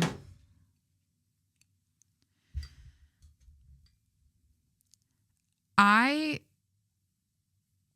don't, okay, if when I eat popcorn, it's like it's for me to see, and only me to see me eating it. Like, you can, if someone sees me, if you saw me eat popcorn, it's disgusting. Like, okay, people that eat popcorn one popped kernel at a time. I hate when bitches try to be dainty with shit when they're eating. Like, I get it. Okay, when you're in a restaurant, different story. When you're in public, I don't know. I hate when people are weird about eating. Just live your life. Fucking shove it in. Take a handful of that fucking popcorn and shove it in your fucking throat. You know you want to. It tastes so much better when you have 10 kernels in there instead of one. I don't know. I just like imagine like when people like pick. Or something that also pisses me off is when people take a bite or they fork their food. They pick up their food on a fork or a spoon or whatever, and they look at it before putting it in their mouth. Oh my God. If you've never seen someone do that, look next time you're with people. That is so odd. They look at the food, but it's not like, cause I'm thinking, do I do that? I just kind of like put it in my mouth. But it's like a weird pause and then they eat it. I don't know. So we babysit Corey's niece and nephew, or my God, mine. Jesus, I'm an auntie. Hi. What the fuck? His sister's kids. You know what I mean? We babysat them yesterday and it was so fun and so easy. They're 3 and 2. They're perfect angels. Like, it's another reminder. Like, when I see little kids, I'm like, oh, my head just went to a dark place and all. Oh my God. There's so much kid death right now that fucking like horrifying kid death, right? We all know what I'm talking about. It's just so fucked up. But back to my niece and nephew, like they're so pure, perfect, angelic, nothing like they can do no wrong. I mean, they do make mistakes. Obviously, they're, a little shithead sometimes, and they, got to teach him not to, like my little nephew's new thing is he says stupid. I have to tell him he can't say stupid. It's a bad word. It's a really, really, really bad word. Oh my God. Okay. I have a story to tell about this day. I'm going to set the scene about our babysitting. So, my sister-in-law, my mother-in-law go off for a thing for her birthday, like a little, like, massage and luncheon thing. And so great. They need help. We come babysit. Corey and I, and his dad was there, and we show up. What was the vibe? They're playing with toys, of course. They're riding their little tricycles around the house. I'm trying to think like what the highlights were, what we did. I don't know. You know what? It was a reminder because I'm not around little kids a lot. They're kind of the only little kids I'm around. It was like, kids are so easy. Like little, like taught, like I was like, what the fuck? Everyone talks about the terrible twos. Everyone like, there's a whole, the fucking internet with this motherhood drama and what Chappell Roan said, right? And, I talked about that a little bit last week, which is, it's just all very sad. The vibes out there about having kids and motherhood, and it's like the most horrible thing ever. But I'm literally like, this is the easiest, most fun, relaxing shit ever. I'm playing with them. We're watching Spider-Man on the TV, like cartoon Spider-Man. We're out on the trampoline. We're playing at the swing set. And I'm just like, who wouldn't want this? Literally, I'm like, what the fuck? Like, I get it. Like, they break down, they have tantrums, and it's like crazy sometimes. But like 99.9% of my experience around little kids is like, it's so fun and relaxing and joyful and amazing. And it felt like, because Corey and I were like, we get the comments like, oh, it's good practice. It's good practice. This will be you guys soon, right? Like, I don't care. Like, I'm not bothered by any comments. I understand like where people come from, right? But it literally was so seamless and effortless and easy and not complicated and not crazy and not overwhelming and not stressful. We put them down for their naps. They immediately went to sleep. We fed them. It was like, I know we were only there for a few hours, but it was just so seamless. The vibe was like, it wasn't like, okay, because I was kind of thinking, because they prepare, you know, like my mother-in-law was kind of saying like, okay, she like told me all the things she had in place if we needed activities and blah, blah, blah. And I was like, kind of like preparing for the worst, or like, oh, it's going to be crazy. Like it's going to be chaos. Because everyone talks about the chaos of having little kids and toddlers, right? And yet we show up and it was like peace and tranquility and perfect little angels, and we're playing with Hot Wheels, and we're playing with the sock puppets, and we're playing on the trampoline, and they wanted me to I was like rolling around like a log on the trampoline. They wanted me to like, they just love that, you know? So it was just, I don't know. Let me fucking play this. I don't care. There's this, a woman, she has kids. Hold on. Do I have any other life updates? And then we'll talk about the Biebs. Oh, I wrote sourdough. Think like a peasant. Watch your dough, not the clock. I was going to do a little segment about when you're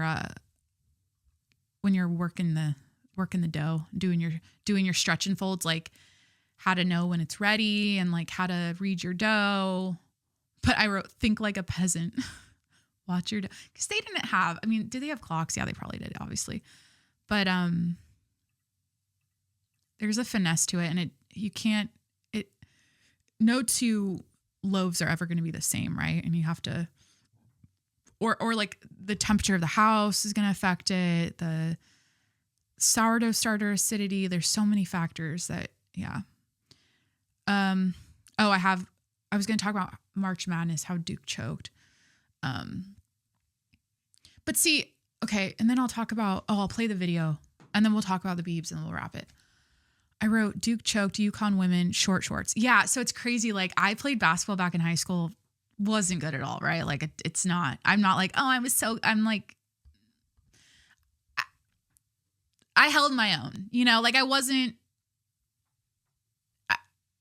didn't want to play in college. I knew that wasn't going to happen. Like I had my fun. It was a great experience. But anyways, we had those shorts when we were in high school. It was like, how low can we were like sagging them. It was fucking like, they were past knee length. What am I saying? They were like calf length.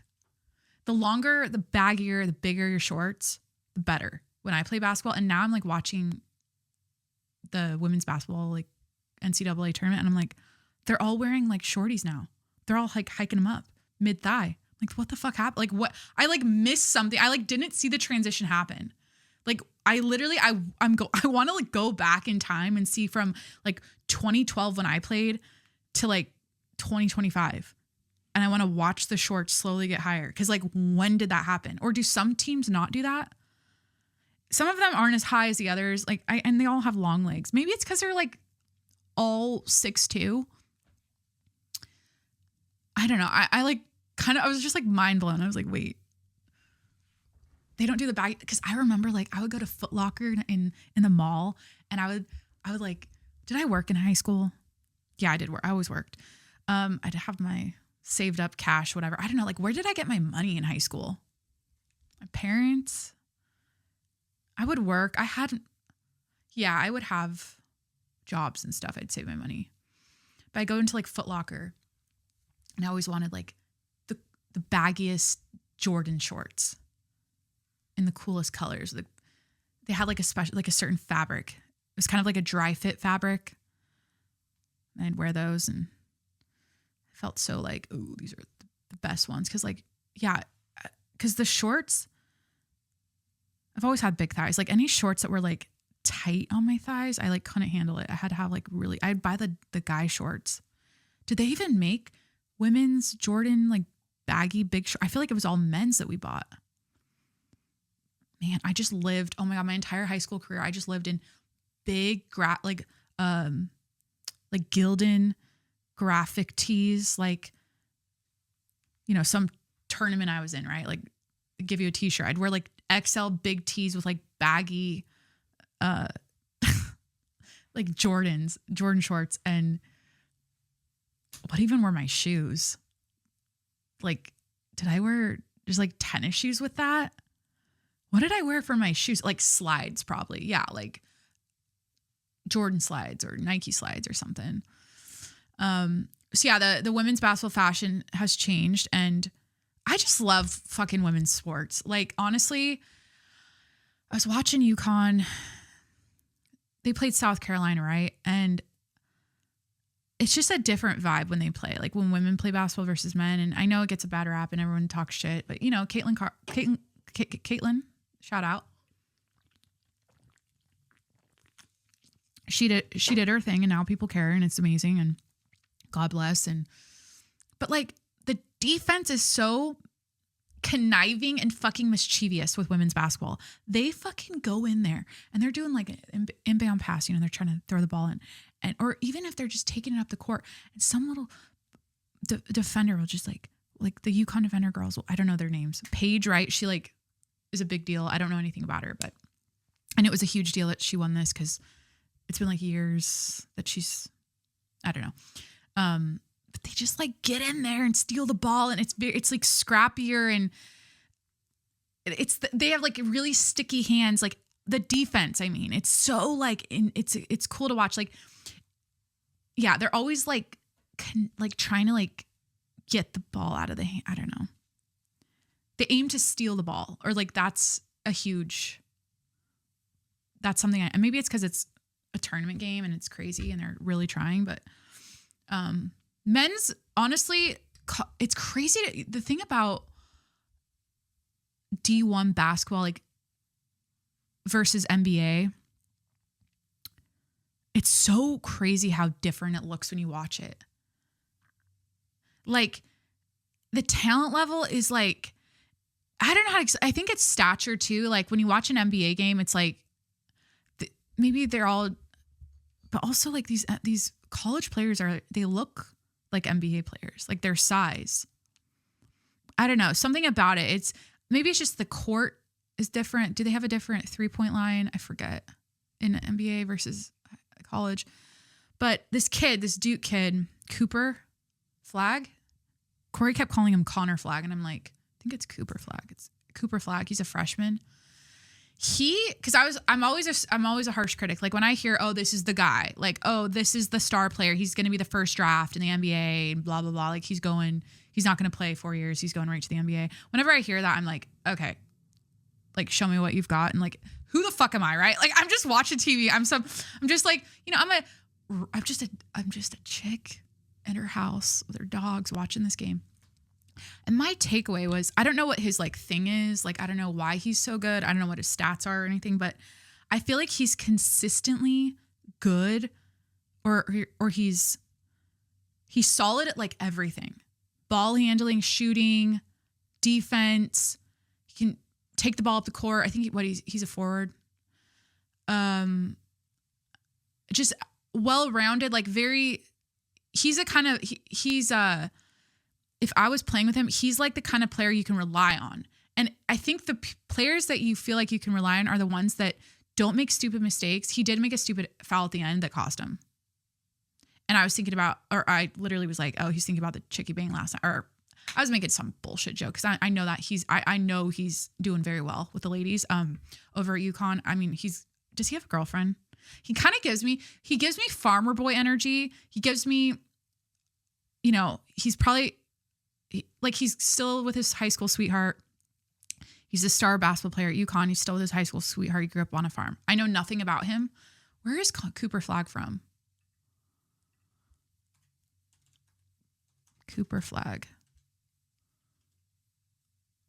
He's cute. He still looks like a baby face. He's an American college basketball player for Duke, Blue Devils, blah, blah, blah. He attended Nokomis Regional High School in Newport, Maine, before transferring to Montverde Academy in Florida. He's 18. Jesus Christ. 6'9". He's 6'9". There's no way. He's 6'9"? That can't be right. How are these? He's shorter than... No. He is tall, but like the other guys didn't look or he looked shorter than the other guys. I knew he was good though. He dunked the ball and I was like, the way he dunked it, I was like, no, he's good as shit. Like it just had a vibe to it. Yeah, he's that guy. I think after watching the game, like he did fuck up at the end with that foul, that stupid foul after the free throw. But he's, you know, he's great. Did Cooper flag foul? Controversial call contributes to Duke collapse versus Houston. Huh. Does he have a girlfriend? Let me just look it up. I feel like he has a girlfriend. But he's not a Midwest farmer boy. I just got the vibe. Like, you know, here's the thing. It's my internalized racism. What am I saying? What's with Duke and the white boys? Do they do that on purpose? Like whenever I think of Duke, I always think of like Duke basketball. They always, it's like they come in hot with the white boys every year. Cooper flags rumored girlfriend. Ooh. All eyes on Cooper flag during this weekend's final. We're trailing off, aren't we? I'll keep it on the rails. Hold on. Anyways, I just love sports. I love athletics. I love same thing. Is that the same thing? This is the thing. The reason I love these tournaments, the Super Bowl, March Madness, the Masters, all of it. The reason I love it is because as a society, as of sports fans, or as a collective, I'm gonna slow it down here. It's just this collective enthusiasm thing that happens where everyone's talking about it online. We're all watching it. We're all cheering on our teams that we want to see win. And it's just got it has this like good feeling to it. And it's entertainment. I just love watching. It sounds so dumb, but like humans doing amazing things. Like it's like that Instagram.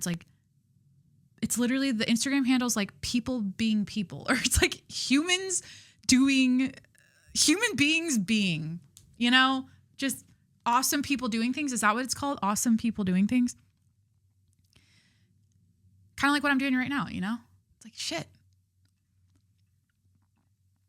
If you want to listen to a really good episode or a really clever tariff podcast breakdown, what am I saying? Tim Dillon's latest episode was so great. It was he's always great, but like this specific episode he did on the tariffs. You know, I did it for the dumb bitches, right? I broke it down in dumb bitch terms, but he broke it down. It was just so, I mean, he was pulling references from Willy Wonka and Santa Claus. And I don't know, I just really enjoyed it. If you're like trying to understand I feel like it's pretty obvious how it all works and what the whole situation is. But I was just thinking about what he said on that episode. He's like, people think they can be anything now. Everyone has a podcast. Everyone's a media. You can be your own media empire. And he's like talking his shit, you know, but I'm like, well, fuck it. He's like, America needs to get back to work and get back in the factories and da-da-da. Those days are over. Those glory days are. That's my take. I'm like, it's just things are never going to be the way they used to be. America will never be great again. Might be good again, but it's never going to be great. I mean, who's to say if that was even the best? Like the way we romanticize the past, how America was in the past. I mean, I don't know. I think there's parts of this country that are great now and parts that aren't. I feel like it's always been that way. I feel like we're always going to feel that way about our country. It's never going to be like 100%. Everything's flying on all cylinders and everything's, or firing on all cylinders and everything's thriving. And yeah, there's been times in the past where it's looked that way. It's seemed that way. But yeah, we've got some major fucking weaknesses now though that need to be fixed. And you know, I think we're on the mend, hopefully. But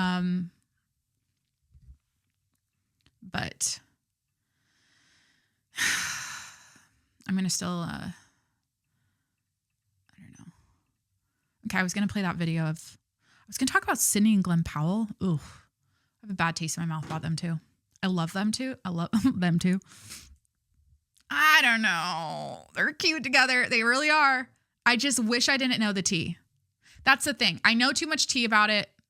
I know the whole Glenn Powell's ex-girlfriend situation when he was doing the movie with Sydney, and how she unfollowed him and they broke up, and then Sydney was engaged, and like it was kind of one of those things. Like, you're fucking each other behind, or you're, I don't know. It's tough. Like, say, like, it kind of reminds me of like the Blake Lively thing. Not even, it's not even the same thing. I'm not even comparing it, but like just how when you're on set and you're, you know, you've got a love interest and like your character has you know, they fall in love with another character and you have to act that out. I mean, like, how the fuck how do you separate that out? Because their chemistry is insane. So anyway, she was like seen with him at his sister's wedding a couple weekends ago or something. And that was like a week after she called off her engagement, like officially like broke things off with her fiance. And then I guess they just, it was just posted that her and her fiance were just out to lunch or something. And she looked like shit. She looked like she didn't want to be there. She looked rough, like pissed.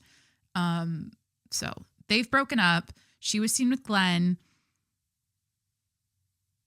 The way this is what it is for me. The way he was manhandling her.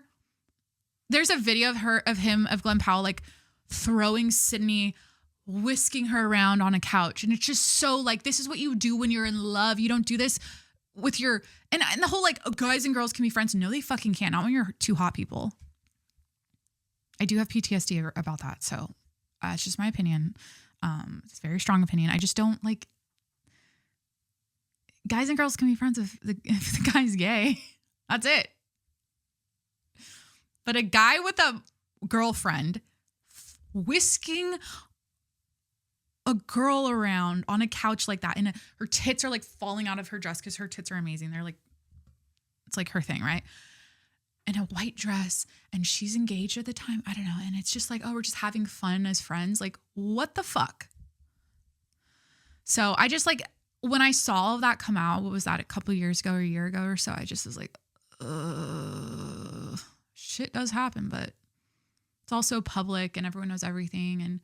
And justice for Gigi Paris. And no, I'm kidding. I that was Glenn's ex-girlfriend. And I just, at the time, I like sided with her because I was like, I dealt with that same shit before in my life. And it's just fucking icky. It sucks. It just sucks. There's no worse feeling. There's no fucking...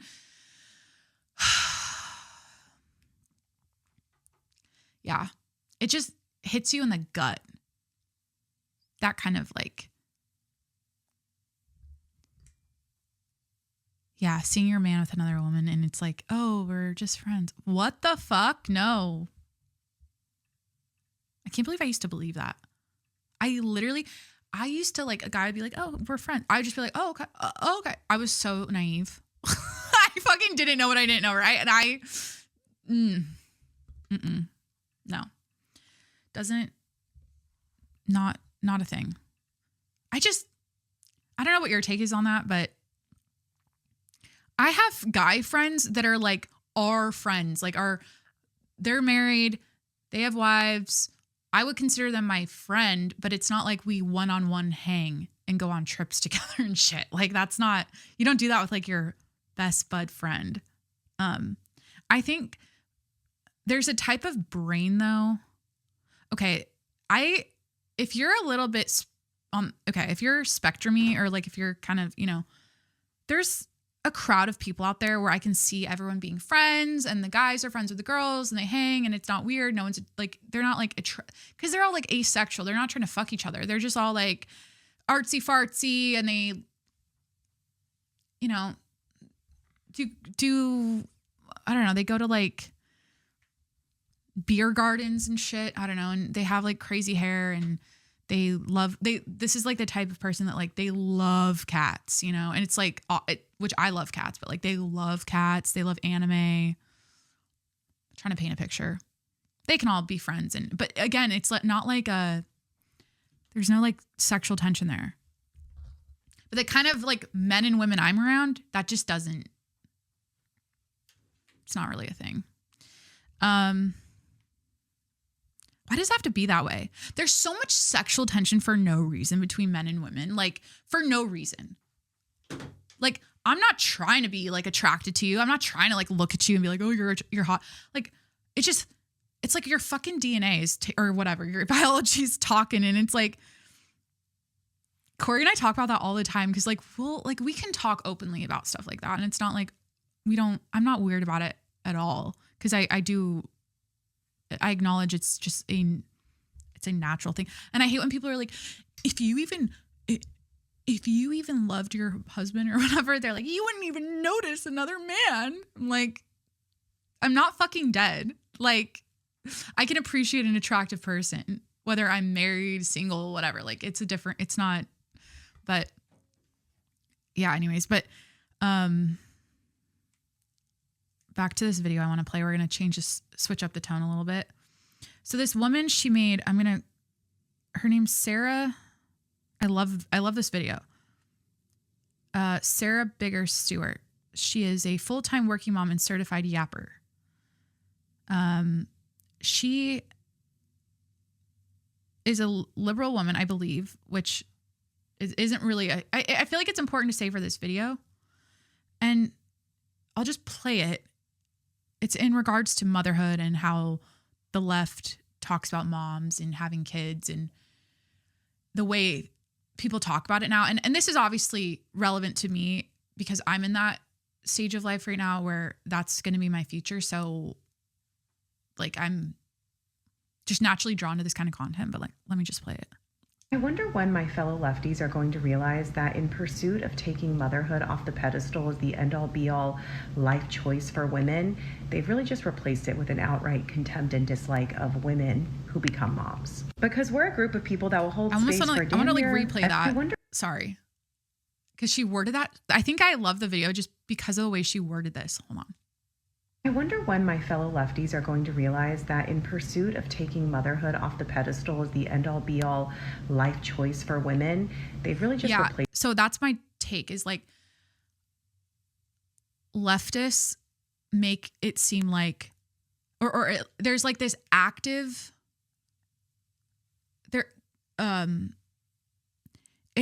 they have this, like the way they talk about motherhood is as if it's wrong that women think, and I get it. They think it's like, oh, we're programmed to think that this is the end all be all of being a woman or this is the end all, like, so they hate that. So they're trying to like take that down. They're trying to minimize it and make it like, no, you're so much more than that. You can do life. There's more to life than being a mom, which is, of course there is. Like, no one's saying that if you become a mom, that's it. That's all you are now. No one's ever saying, but they make it seem like that's what happens. And that's what women are programmed to, how they're programmed to think. And it's back to her video. Let me just let her talk and not over. She's so much better than me at this. It with an outright contempt and dislike of women who become moms. Because we're a group of people that will hold space for damn near everything and anyone. And yet when it's moms, you're out of here, bucko. I can talk about starting a business, training for a marathon, adopting a puppy, all of which I'm excited for. They bring me joy, I find fulfilling, and yet they're quite hard. And I can talk about the fact that they're hard. The second I do the same thing with motherhood, bitch, you chose this. You chose this. Suck it up. Deal with it. Hello, double standard. It kind of seems like choosing to be a mom is now perceived as some radical trad wife decision, and we're upholding the patriarchy by doing so, because that is how people talk to us. Stupid. That is the double standard that we are held to. And when I point out that double standard, that I can bitch about my job, I can bitch about having a puppy, but not parenthood, people will say, oh, but see, parenting you can't undo. That's the difference.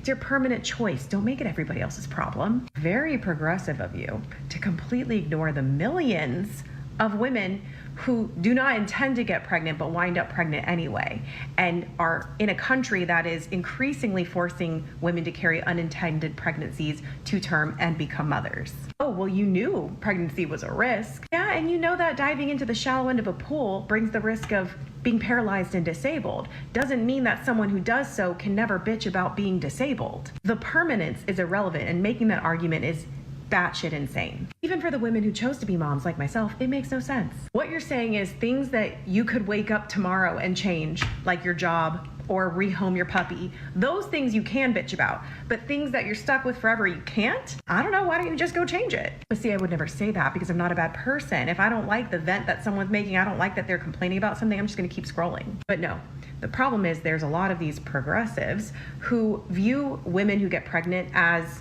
vessels upholding the patriarchy, and now it's time to lie in their bed that they made and deal with it. Kind of sounds like a different political ideology. It's giving horseshoe theory 2025. It's giving so far left you've gone right. And the last thing I'll say here is something I find deeply ironic is I post a ton of content about the harsh realities of pregnancy, postpartum, and motherhood. And those are always met with wild applause and appreciation from women who are child-free because it affirms their decision, women who are on the fence because it's helpful information to know, and women who know they want to have kids because it helps them be prepared. But if I were to talk about those exact same points, the harsh realities of parenthood, just through a lens of how it impacts me, complaining, if you will, suddenly that's a bridge too far, bitch. Don't talk about that. That's your choice. Suck it up. When mothers present themselves online in a way that's not directly beneficial to you, they're doing it for them. They're venting, they're processing, they're trying to find a community of like-minded people who can understand them.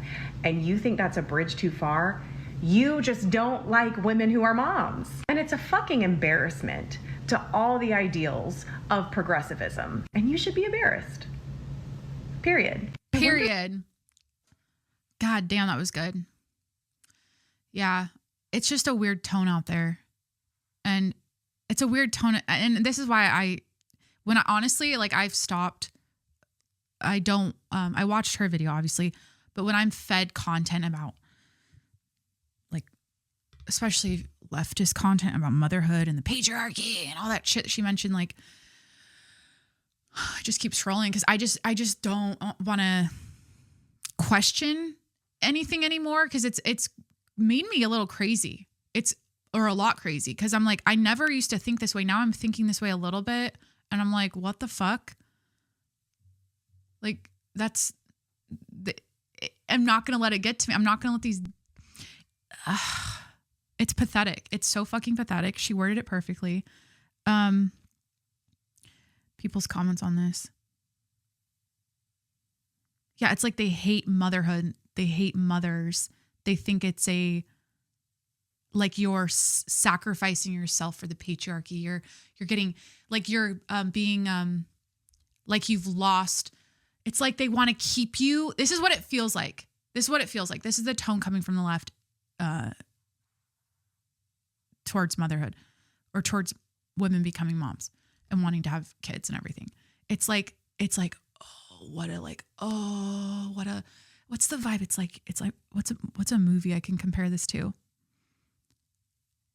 It's like you're being abducted by aliens and you're like being sucked away. And it's like, oh no, like come back down to earth and be child free and live your life and be a CEO and build your business and be independent, make your own money. You don't need that to, it's all for the kids, for the patriarchy. It's for, this nation just wants more workers and they want more kids because they need more workers for the factories. It's like, that's the vibe. It's like, oh no, it's like such a letdown. It's not like joyful. It's not positive. It's not like, oh my God, that's the most beautiful thing ever. Congratulations. It's like, you got suckered in. You got trapped. You got, it's such a fucked up thing. What are these comments here? And their lack of empathy for children is upsetting. As a leftist mother, this unfortunately pushes many moms to the right. Yeah. All of the child-friendly places are conservatives. We push kids and therefore moms out of progressive spaces. Hella progressive stay-at-home mom here. If progressives stopped having babies, then we are just putting our country at a greater risk to go even more conservative. Yes, the Chaperone quote immediately flies through my mind. And I think of the friends that happened to be parents venting to her, and she twisted around and repeated it on an interview. She just hates life. Like, she's such a, I'm sorry, Chaperone just clearly, it's sad. It's like, well, it's not, I don't even feel bad for her, but like, she's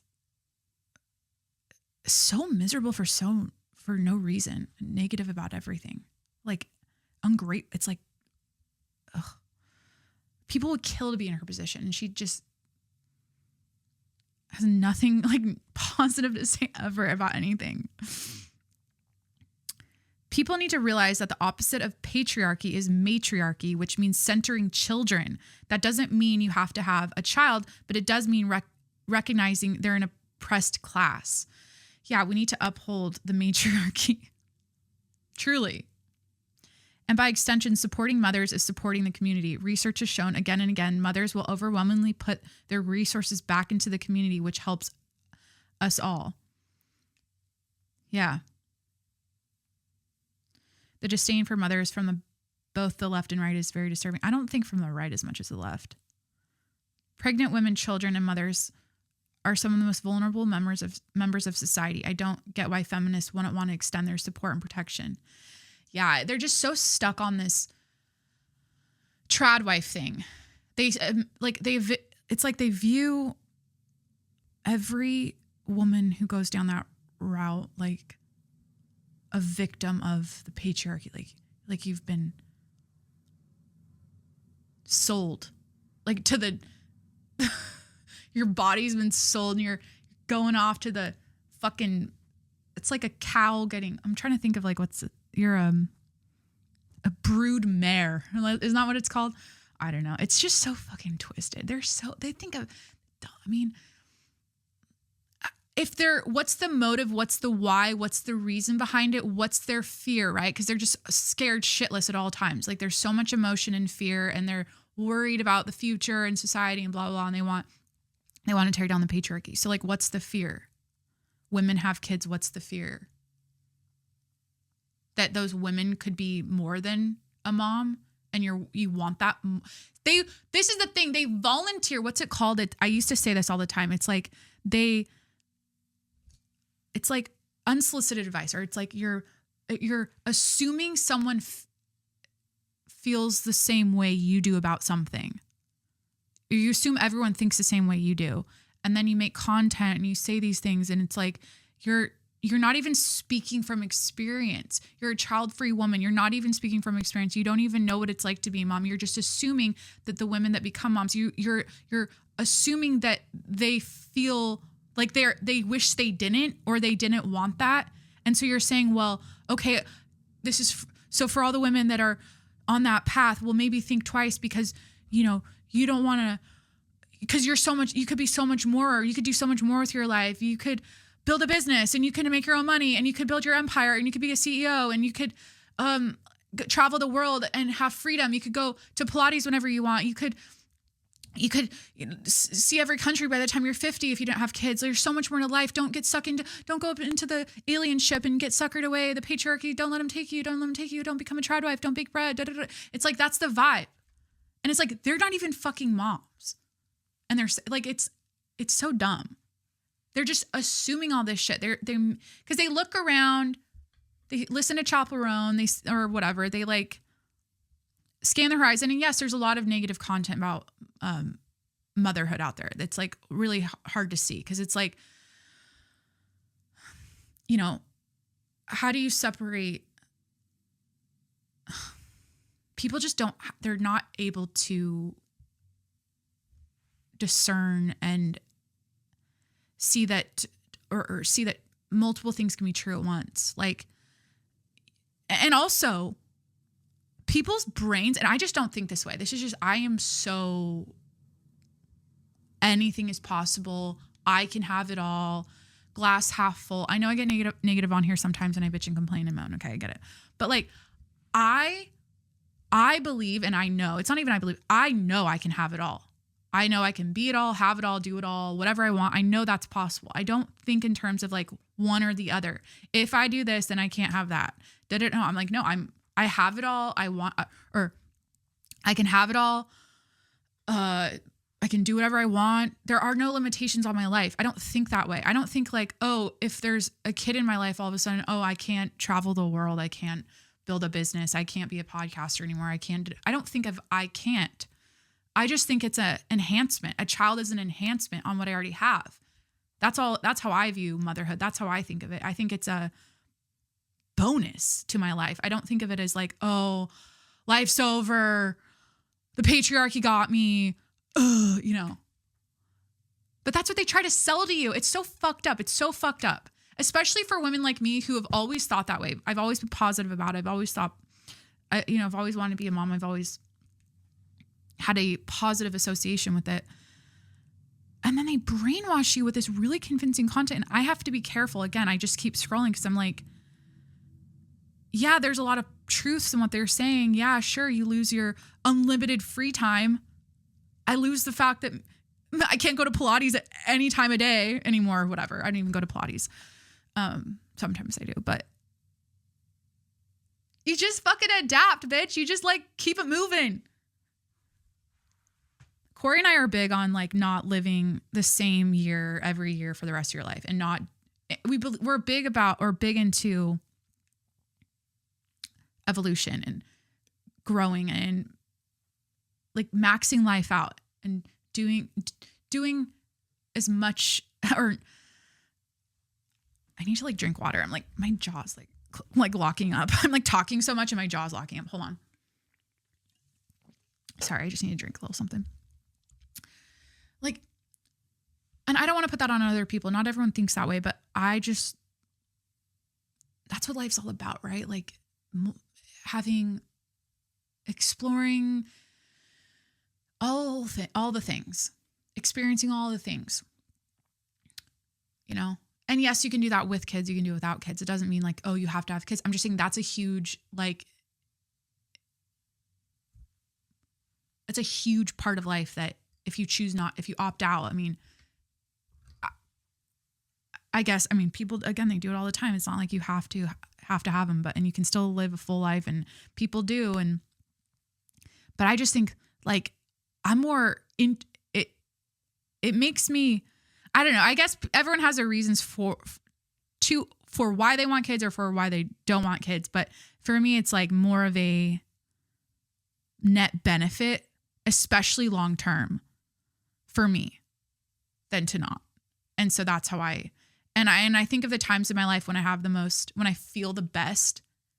And that's when I'm with my family and my extended family, my grandparents. And, and I think about my grandparents. I'm like, well, I'm here because they're here, or because they had kids, and we get to, I get to be part of this family, and it's a beautiful thing. And like, when I think back at my life, like what moments do I feel the best? Like this weekend, I'm like, it's like inner peace, being around the kids, being around my mother-in-law, my father-in-law, like the whole fam, everyone's around. It's just like the fucking Pilates at 10 a.m. doesn't do that to me.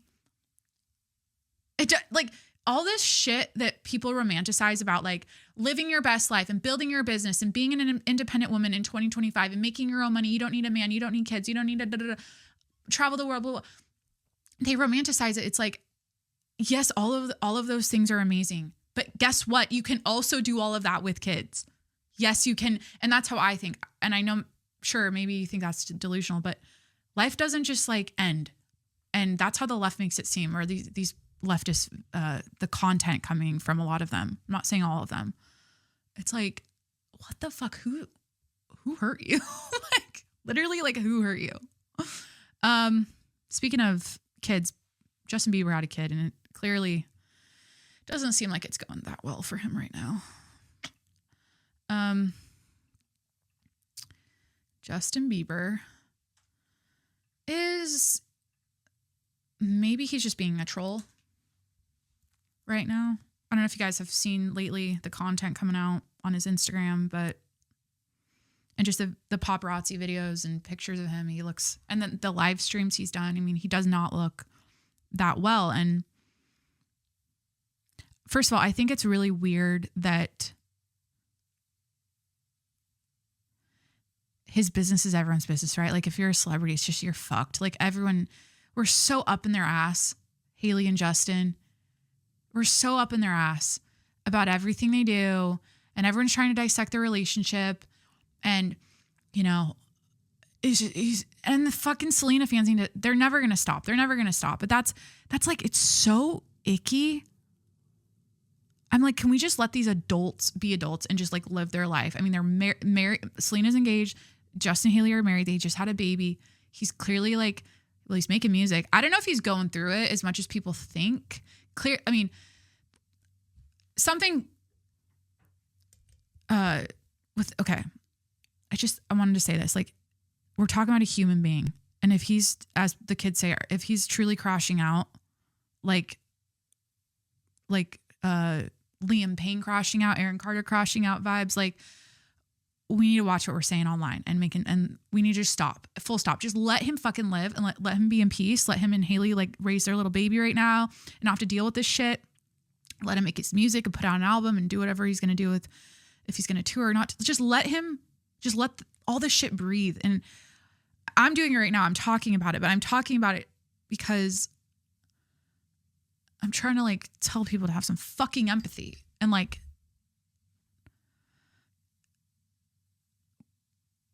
I just have such a soft spot for Justin Bieber and I hate to see this unfolding. And I don't think I just have this gut feeling he's being a troll and a little fuckhead.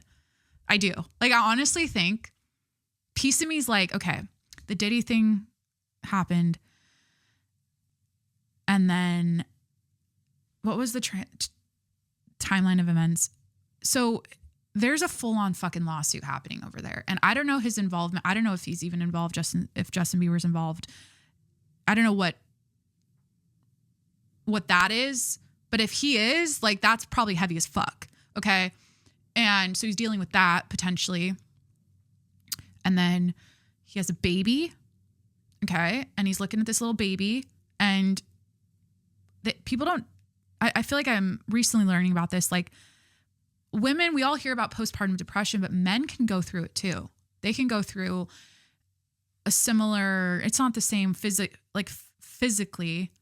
Obviously, they're not dealing with the hormonal body changes like that, but it can be like a second trauma or another trauma where it's like a mirror, you know, and your things from your childhood resurface and it brings up a lot when you're face to face with your own kid, you know, that can really fuck you up sometimes.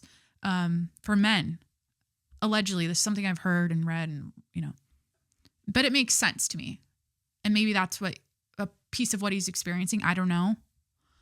And then fucking Selena gets engaged. And I'd like to think that doesn't have any influence on why he is looking like a mess right now, but I don't know. I'm not like a ride or die for them two at all. I'm not a rider. I'm just a ride or die for everyone. Get the fuck off the internet and stop talking about Hailey Bieber and how she's a crazy stalker and how she, like, people talk their shit about her and how she locked Justin down in the most like conniving way. And then they talk their shit about their relationship and how he really wants to be with Selena. And then every time he sings Ghosts, he's talking about Selena and like, she's engaged, she's happy, she's moved on. I feel like everyone's just moved on and the internet won't stop talking about it. And we need to, like, right now, it just feels sensitive. It feels like we need to, I kind of think he's trolling though, because everyone's like, what the fuck? But then the live stream, I'm watching him, he's like, clearly like, I mean, when I'm super drunk, do I even act like that? Or like high? I mean, maybe like people think he's on pills. He's doing harder drugs. It's not just like alcohol and weed, but I don't know. I see him like I do not know him, but sometimes I can like sense shit from people.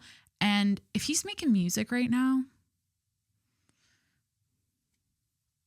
he's not sober. Like, I don't know. Like, has he ever made music sober? Do any artists like really like make the best art when they're fully sober all the time? I mean, maybe it's just that, you know, maybe it's part of the artistic process, but I hope it's not. And then people talk their shit because they're like, oh, he looks like he's nodding out and he's fucking on, I don't know, like Quaaludes. No, not Quaaludes. What the fuck are people saying? Opioids. And there's that video of him at the road event and he's like smiling really big and acting like he's super out of it. And sure, maybe he was high as shit. I've looked like that when I'm high as shit. Or not look a little different than being high as shit. So people are speculating, right? And I feel like he knows that. And so he's posting just wacky shit and it's creating hype. It's creating conversation. It's marketing. I want to think that. I'm saying that because I want to think that I want to think that everything's good. But sometimes when you see these paparazzi pics and he's walking around, he's not looking good. And when he's walking with Hailey, it's not looking good. So, like on the face, it's not. And I know he's always mad at the paparazzi and shit. We've seen that, and he's gotten skinny. So, prayers up for the Biebs. I just love him, and I know he's a troubled human being because how could he not be? Like, I relate to that. I relate to that side of him, that like fucking messy side where you're like, you deal with shit. You deal, you know, you crash. I hate this term. Actually, I kind of like this crash out new term everyone's using.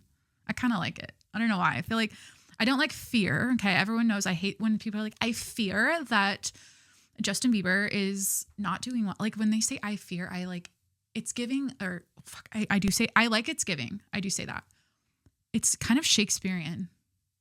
I fear, I don't know. If we start saying thou, oh my God, thou, thy, thee, it's over. This country's fucking done. But what a vibe. If everyone started saying thou, thy, and thee. Can you imagine? I'm like, what other words could we start saying? It's probably going to resurface. Like it's going to happen again. Crash out. What was I saying? Oh, I like that. No, I relate to that. You know, he's got some demons, you know, but I had a really rough fucking week. I think I talked about it last episode. I forget. When I'm unmedicated, and I was just telling Corey this last night. I'm like, because I've been back on my medication. I figured it out. I got back into the groove there with the meds and the doctor and everything. But if I just cold turkey don't have it, oh fuck. It takes 1 week and I'm like, it's like a waterfall of negativity nonstop all day long. I'm like a wilted flower. And this is because it's cold turkey, right? Like you're not supposed to do that. It's like, it's really, really bad. So I take that shit seriously. I'm very pro medication. I'm very pro like getting in with a psychiatrist and getting all that stuff sorted out. Some people just fucking need it. And there's nothing wrong with that. I fought it forever, but yeah, it's just Prozac. It's not a big deal. Fucking love Prozac. Changed my life. It really did.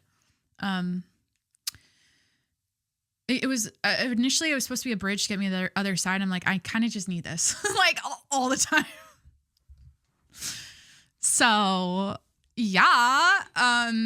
I also, what else is going on in my health and wellness journey? I'm getting my test results for my psychiatric test pretty soon here. So I'll update on that probably next week. I just realized I have to go to the DMV tomorrow. Fuck. I think that's the episode. I want to say something about Hailey Bieber though, and that 7-part series. Did I talk about this? I forget. I keep forgetting. I say so much. I talk for so many hours. I like forget what I say. Excuse me. But I get her. I am her. Okay. Well, I made a video about this already on my TikTok. So I just want to like gather my bullet points because I had really good bullet points. When you have a crush on someone, the whole idea is you want to be close to them. So I can remember, and this happens at every scale, whether you're Justin Bieber and Hailey Bieber or Hailey Bieber, whether you're Hailey Bieber trying to get close to Justin Bieber or Sally Sue trying to get close to Tommy John. I don't know. You're the scale of celebrity versus the scale of just a normie, a regular ass person. So I can think back to the first time I felt that, like, my crush is close to me and I always wanted to be close to them. Think about in school. Like I would, oh my God. Okay. I have stories. So let me just do this and we'll wrap the episode. My first crush was Angelo in kindergarten. He knows this, I think. We like had a moment at like a graduation ceremony. I think this is after we graduated 8th grade, but I like told him that or something. And he said he had a crush on me. It was like a cute little moment. I feel like we did that. Anyways, he was my first crush. I was 5 years old. I'm in kindergarten. And I remember he got yelled at by the teacher and she made him come sit next to her and in the circle on the little carpet thing in the classroom. She says, Angela, come sit next to me. And I was sitting next to her. So I had to scoot over and sit next to him. And I felt butterflies. And I was like, oh my God, like, cause he was my crush. And we always sat sort of close, or we lined up, like, cause our last names were close. We both had M last names. So that's me at 5 years old. And I just like, and then that lasted the rest of my fucking life. Like that feeling of you have a crush on someone, you want to get close to them. So back to Hailey Bieber. She had resources. Okay. She was a Baldwin. She had the cash to get on the private jet, to fly to the Justin Bieber concerts, to park her ass at the hotels, to camp out in the lobby to see if Justin's walking out. She had the resources to do that. And so she was just being she's just smart. She was in love with Justin Bieber. She's just like all the little girls out there in the world that, had the Bieber fever. She was no different, but she had resources to get close to them. And she befriended the Jenners, and we all know the story, and eventually slithered her way in. Now, I don't know the minutia. I don't know the crossover with Selena, the timelines and all that. I'm not really well versed in that, but, it worked out. It's kind of a beautiful thing. I mean, I remember being obsessed with, the Jonas Brothers, like that was my first like boy band crush. And, I'm trying to think with One Direction. Yeah, in a way, like, God, who wasn't in love with Harry Styles at one point? Like literally parasocial, like I'm gonna marry him, Shout out, that was a fun time back in 2012. I dated his friend from fucking high school because I was doing the thing. This is why I relate to Hailey Bieber. My whole life, even in high school, I didn't tell the high school story. I told the elementary school story with Angelo, but like in high school, people would post their class schedules at the beginning of the semester on their Facebook timeline. So they would show everyone like, oh, these are the classes, these are the times. Like, I don't know. It's just a thing we did to show our friends like where we're going to be at what time of day. It was like, who's got a class with me, So I would fucking go to my crush's Facebook profiles and I would see what their schedules were. I don't care. I'm a woman. This is our brains. I am admitting to my crazy and unapologetically, like, this is all about biology. At the end of the day, we're just trying to fuck. Okay. We're just trying to fuck. We're just trying to get close to our crushes and get it in. Okay. Now, literally, do you ever like overthink that? Okay. I'm 5 years old. The process is already starting. I remember being three years old, having a crush on my babysitter's brother, who was like 16. What was his name? Yeah. So I've always been boy crazy. I've always had crushes, and I've always I always just like, even if I wasn't obviously dating them, I'm in like middle school, I'm in elementary school, just being close to them was good enough. It's just like the vibes. It's just like, you know? So in high school, I would fucking I would remember their class schedule and did I write it down? Because that is psychotic. I don't think I ever wrote it down, but I would remember. Or I'd just like pull it up. I didn't have an iPhone or anything. I don't know how I remembered. I just clocked it. Oh, like 5th period basketball or something. So I would go to my counselor and have him rearrange my schedule. I would make some shit up. I don't know what I would do to fucking get my classes so I could be closer to, get the same classes as my crushes so I could be closer to them. That's the most Hailey Bieber shit about me. And I'm very like, what else have I done? I've, back to Harry Styles. Like oh man, those days were fun as fuck. I miss it. I miss the Twitter phase, the One Direction Twitter phase, and the fandom. It was the best thing ever. If you're a part of it, you know, the girls that get it, or the girls that get it. Oh my God. But you know, I'm just innocently watching, oh, Harry Styles looks like he's back home and he's playing golf with his friend. I don't know, in fucking Cheshire or whatever. And he tagged his friend, and then his friend ended up being hot. And I was like, oh, okay. I need to hit him up. And we ended up fucking dating for like long distance for 2 years. We had like a fucking Snapchat, like text relationship. And then I DM'd him on Twitter. But the whole connection was like Harry Styles, right? Like, and then I ended up dating him. And was I subconsciously like, oh, I'm going to meet Harry Styles through this? How old was I? 20? That's psychotic at 20. Is that psychotic at 20? I think I was just it was just very exciting, right? Like it was I was obsessed with British everything at the time. My entire personality was like, I'm meant to be in England. I don't fucking relate to this country in America. Like I was following like his hairstylist, like Lou Teasdale, right? Is that her name? Like the whole crew, all of the like people in the ether of One Direction. Like I knew everyone. I knew all of the friends. I knew all of the hairstylist, the vocal, I don't know, the fucking backup band. Like, but it was exciting. It was like, ooh, I have this hot British boyfriend long distance. And I fucking flew across the world and went to England alone to meet him. And I did. And it was like, it was exciting, you know?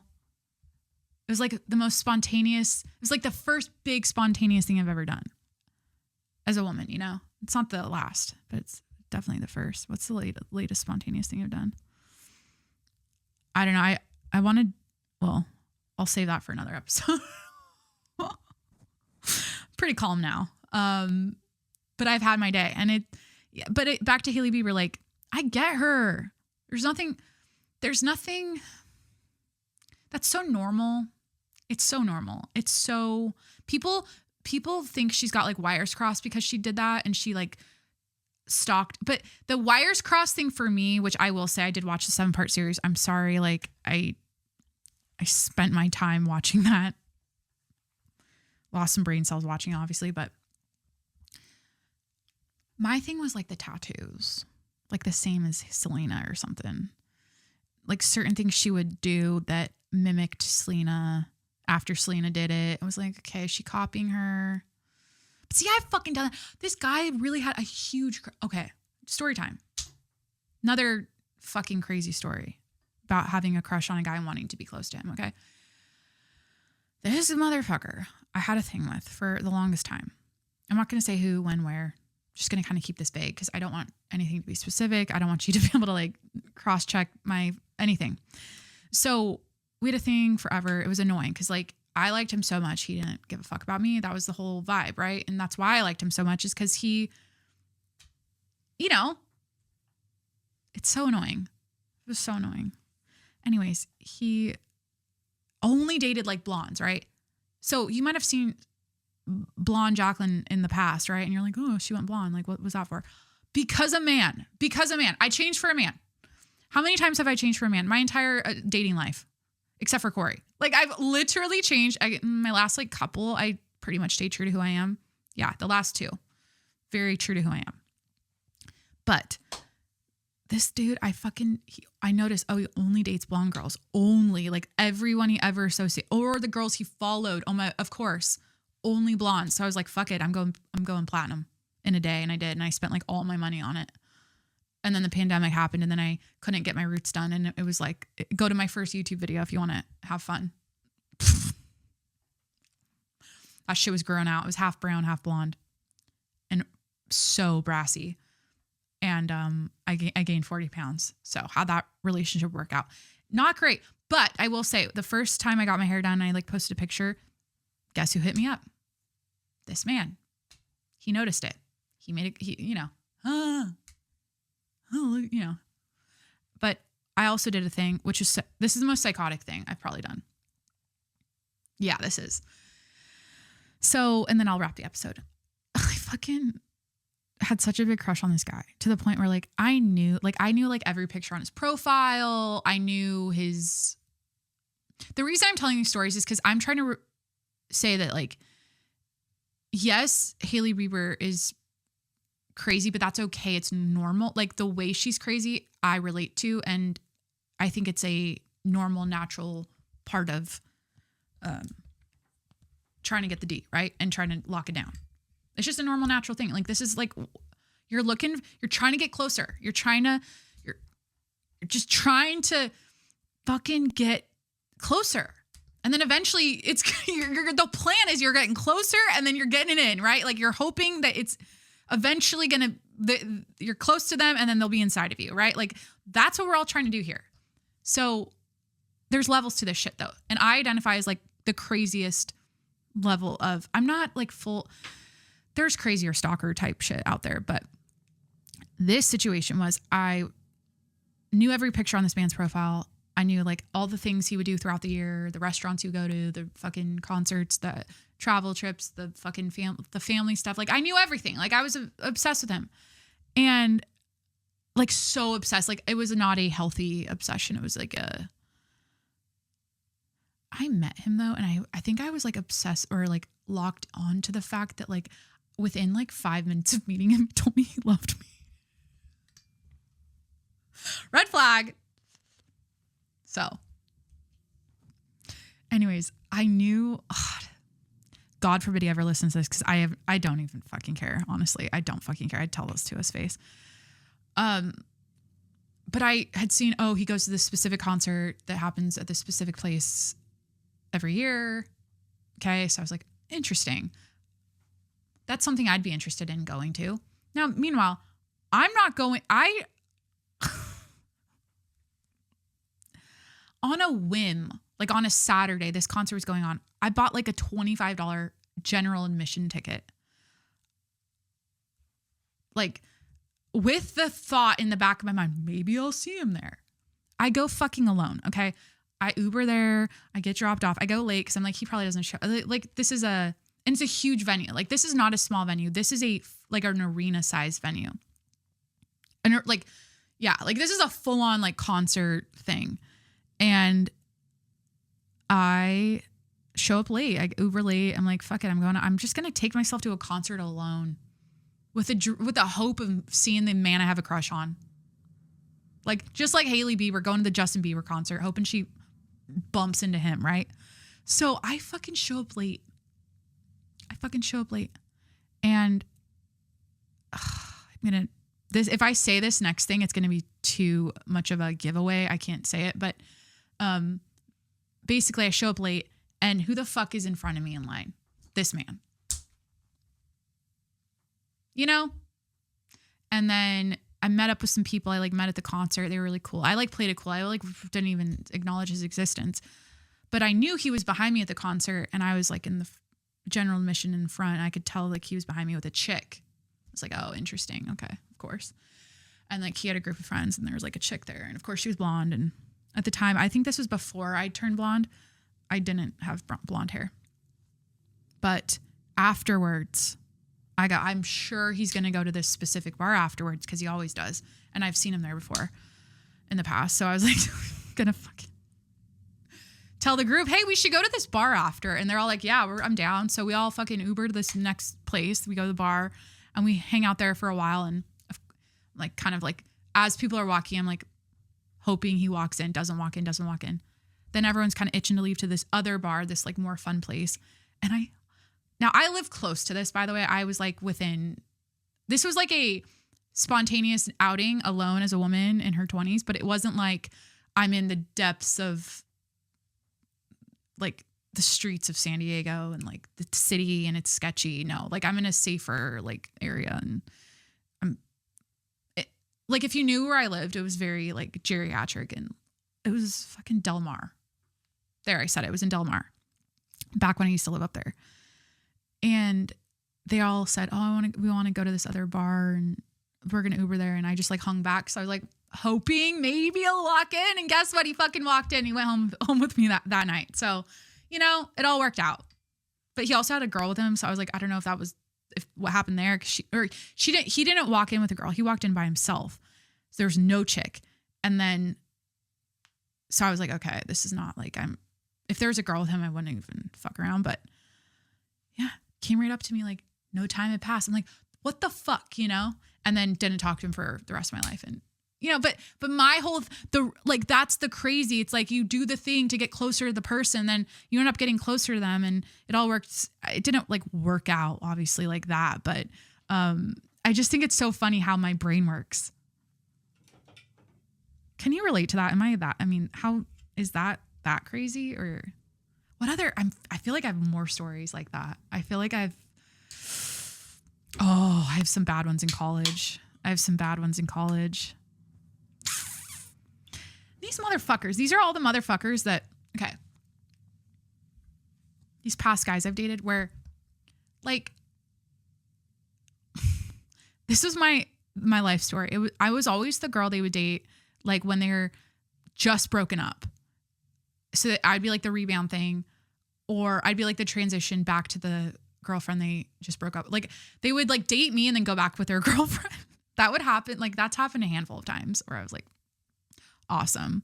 But yeah, I did some really crazy shit in college too. Like that, like trying to get closer type shit, like trying to slide in and make myself like, yeah.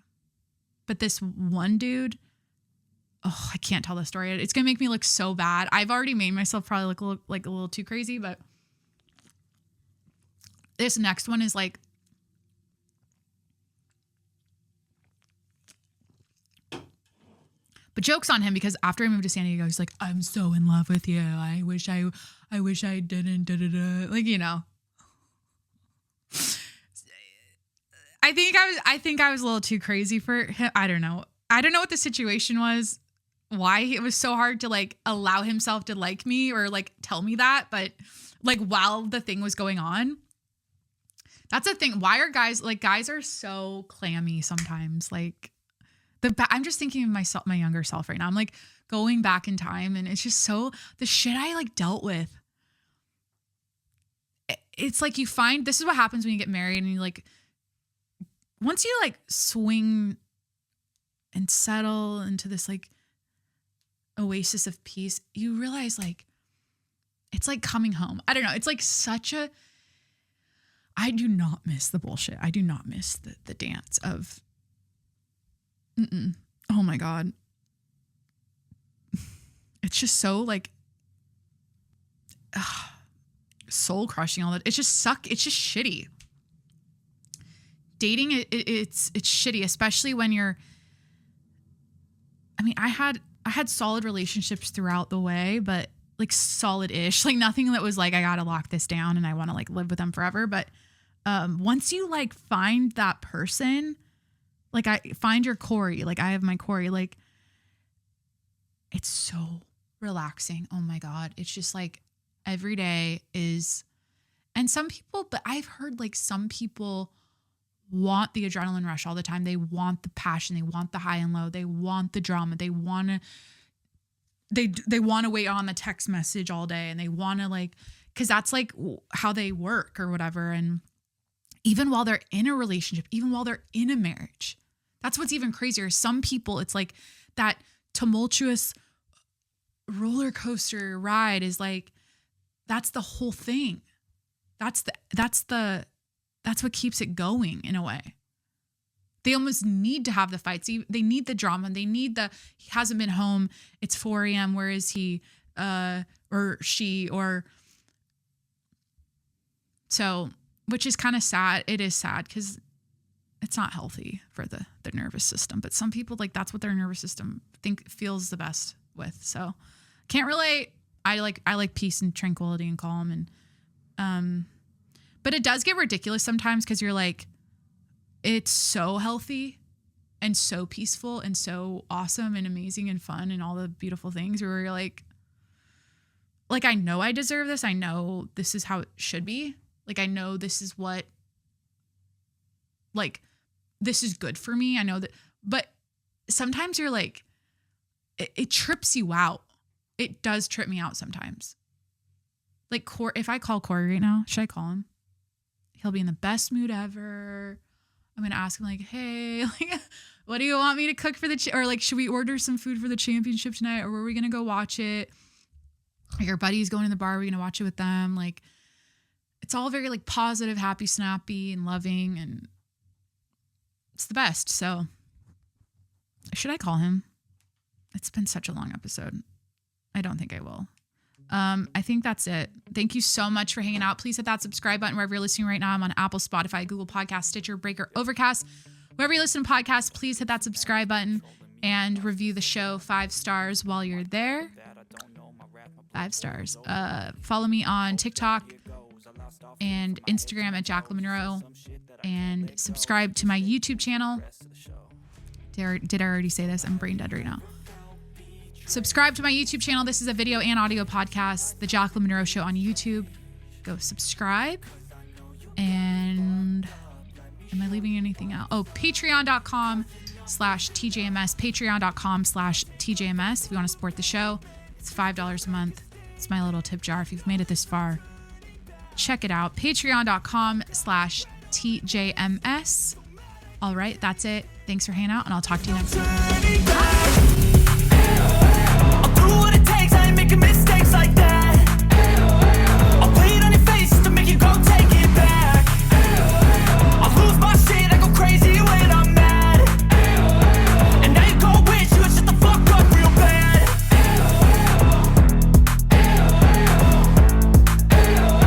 And now that I'm gone, yeah, I know there's no turning back.